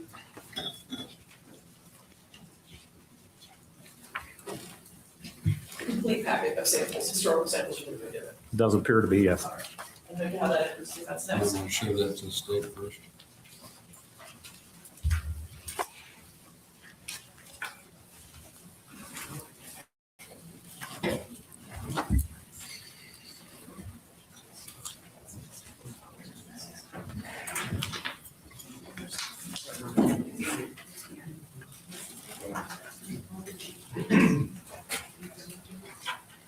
I have about 3 minutes left. Yay. Setting a timer now. What's that about?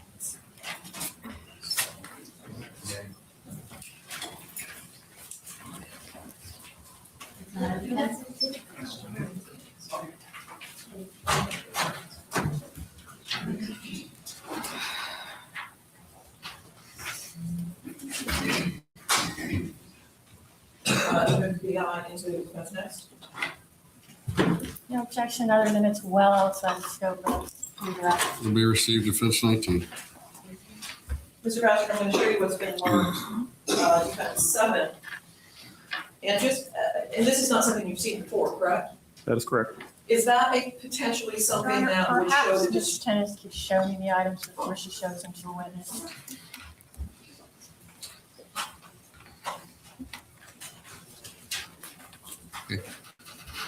Go ahead.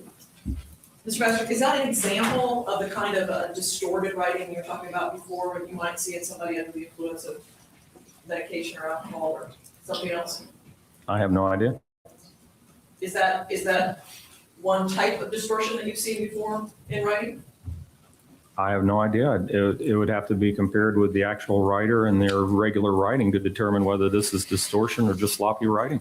All right, so you can't tell looking at that, there's no indicia of distortion unless you've actually got. The state would object to this as it's well outside the scope of redirect. That document was never discussed in redirect. Understand. Overruled. Go ahead. In Aye, other aye, words, Wendy if the judge, when Weinerson. writing was distorted, you would have to have a known non-distorted writing for that same writing. Yes.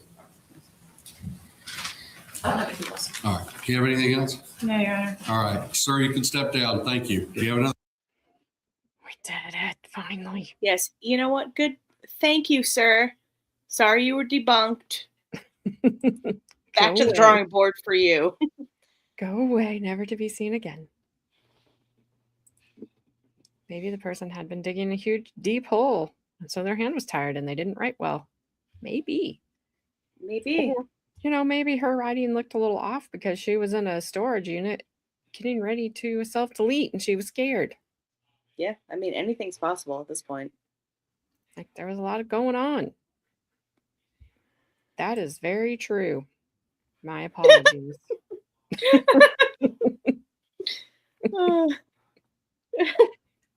I figured it was going to be long and tedious. But man, I didn't know it was going to be like that. Oh my. Oh my. Something that just occurred to me now is that the cops said they found Stacey unconscious. Yes.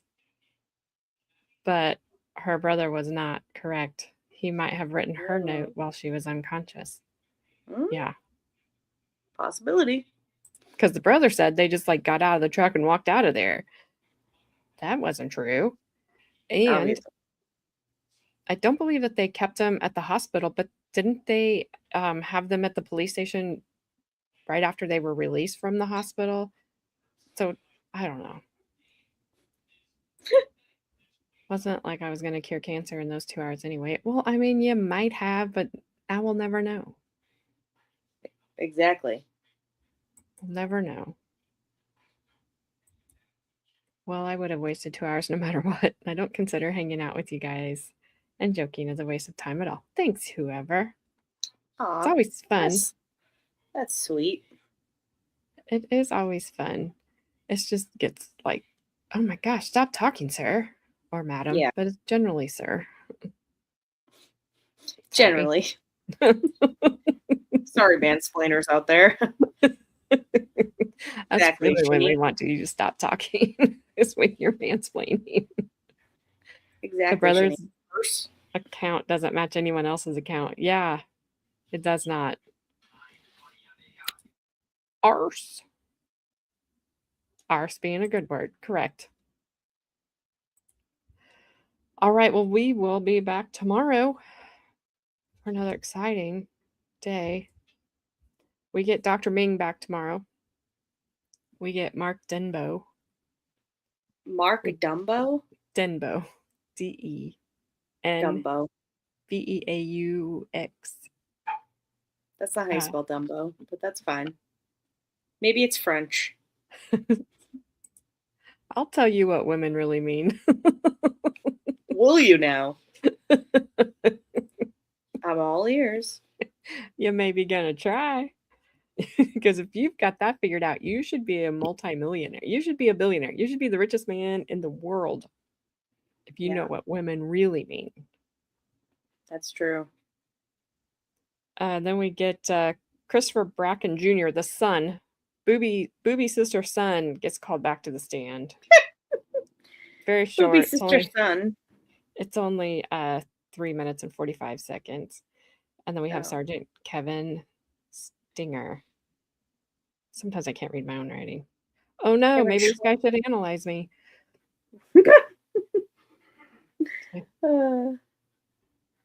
So that's tomorrow. On Monday, Monday's going to be a long day. It's 2.5 Monday? hours. It's 2 witnesses. Monday? Yeah. That's So this Susan, I think the Susan person they've been talking about is going to be on the stand Monday. okay. So I'm wondering if the state's going to rest tomorrow. Maybe. Like I said, anything's possible. Because we have Monday with, I don't know what the first name is. I'm not even going to try to pronounce it. And then Susan Cowan. I mean, I think you should go back and try to pronounce it at least. I mean, at least once. It's Waleska. All right. I understand now. That's the first name. I mean, moving on. That's fine. And Villa Bos or Villa Boss or Villa something, I can't read my own Villa writing, Blanca? is the last name. You just make it up. Villa Blanca. And then on Tuesday, Stacey takes the stand. So Stacey Tech. Oh, I thought you said Stacey Texas stand. no, I was like, well, what? I mean, I could have. Takes the stand. Stacey That makes more takes the stand on Tuesday. So Tuesday. So see everyone next Tuesday. wow, Gabby, don't call them all that. Well, you know, I mean, some of them deserve it, some of them don't. So sorry to the ones who don't, but you know. Yeah, so she's unless something would happen and I don't have next Wednesday is dinner with my dad and brother, but weather can always Change that up. change that up. Whoever, thank you for clarifying that. But other than that, that's in the future where this guy never thought he'd be. We're just gonna look ahead to tomorrow at 6 p.m. Eastern time. Thank you, everyone, again for hanging out. I appreciate Yeah. it.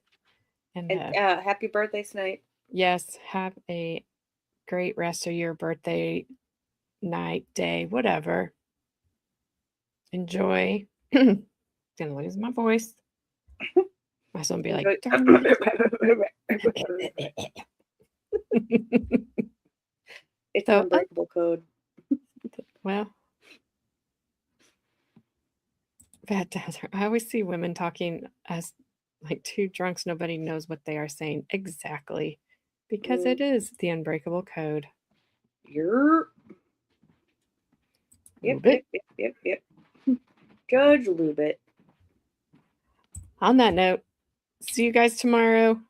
Have a great rest of your night. Have a great day tomorrow. Sorry. I should be here on time. If for some reason might be a few minutes late, I don't think I will be. I gotta go get all this gray hair covered up tomorrow. So She's my gonna come in appointment's looking up. like you know who. You should wear it up in a bun tomorrow. Oh no, because Nice then you and- would see like all the color from all the gray that had to be covered. You'd be like, dang, I didn't know there was that much. Like, tell you what, there is. Oh, you don't see any gray hair? Well, I won't bend my head down. Oh I can man. see it all right here. But there we go. All right. Bye I will everyone. be here tomorrow. I will not do that unless I I've want to been be wanting. single. I've been wanting to do that actually. Yeah, I cannot do that unless I want to be single. So if you ever see me that way, now you know. And oh well. So Tomorrow Asia just shows up.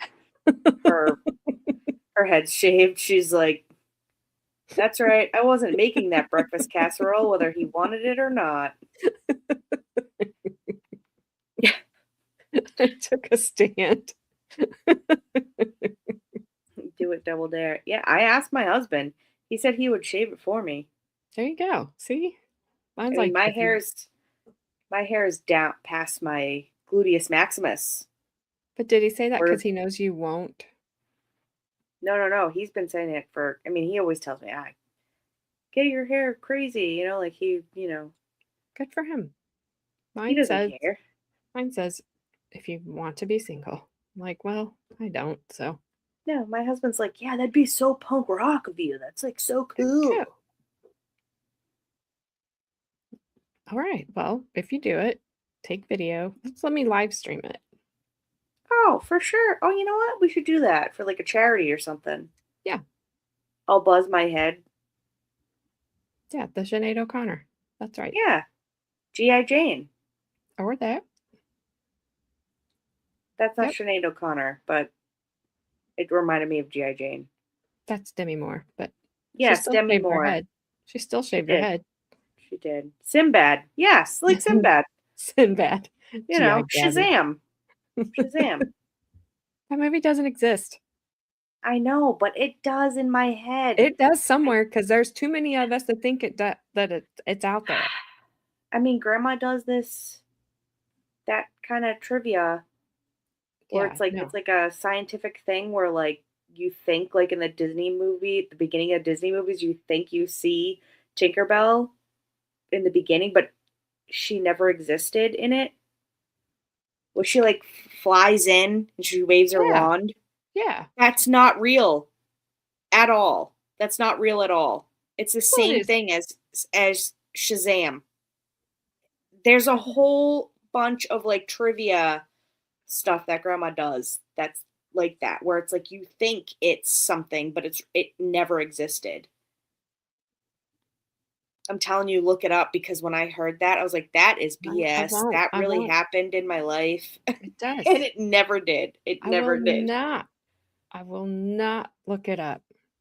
I forget what it's called, like the actual like scientific word for it, but it's a real thing, and it's Yeah, no, mind-blowing. I know what I can't remember what it's called either. But I'm sure we'll all remember it as we're sleeping and Tinkerbell whispers it in all of our ears tonight Yeah. because and then just like Shazam and goes and leaves. She's gonna tap my hippocampus with her special wand. If that's even the right part of the brain, I don't know. The Mandela effect, Yeah, something like that. Yeah. or the Mandela? Is it Mandela or Mandel? I don't know. I'll take your word for Well, it, Baddy. a mandala is something completely different than Mandela. I have no idea. It's getting too confusing now. It's getting It too is. late. All right, I'll hit the outro. I've had a day. Yes, you have. Me too. All right, love y'all. Bye. See you guys. Hot mannequin love is kinda uncanny. Click, like, subscribe, ooh, piece of candy. Looking for my spotlight, chasing my vibe. Still looking for my credibility online. Ooh, hot mannequin love, candy on the floor, don't pick it up. Chasing all the clicks, chasing all the views. Credibility's hiding, but I'm bringing you the news.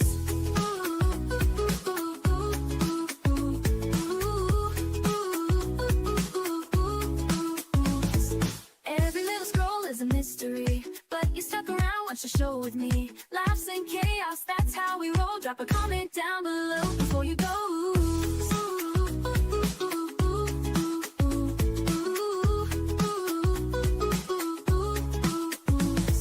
Every little scroll is a mystery, but you stuck around, watch the show with me. Laughs and chaos, that's how we roll. Drop a comment down below before you go. Ooh.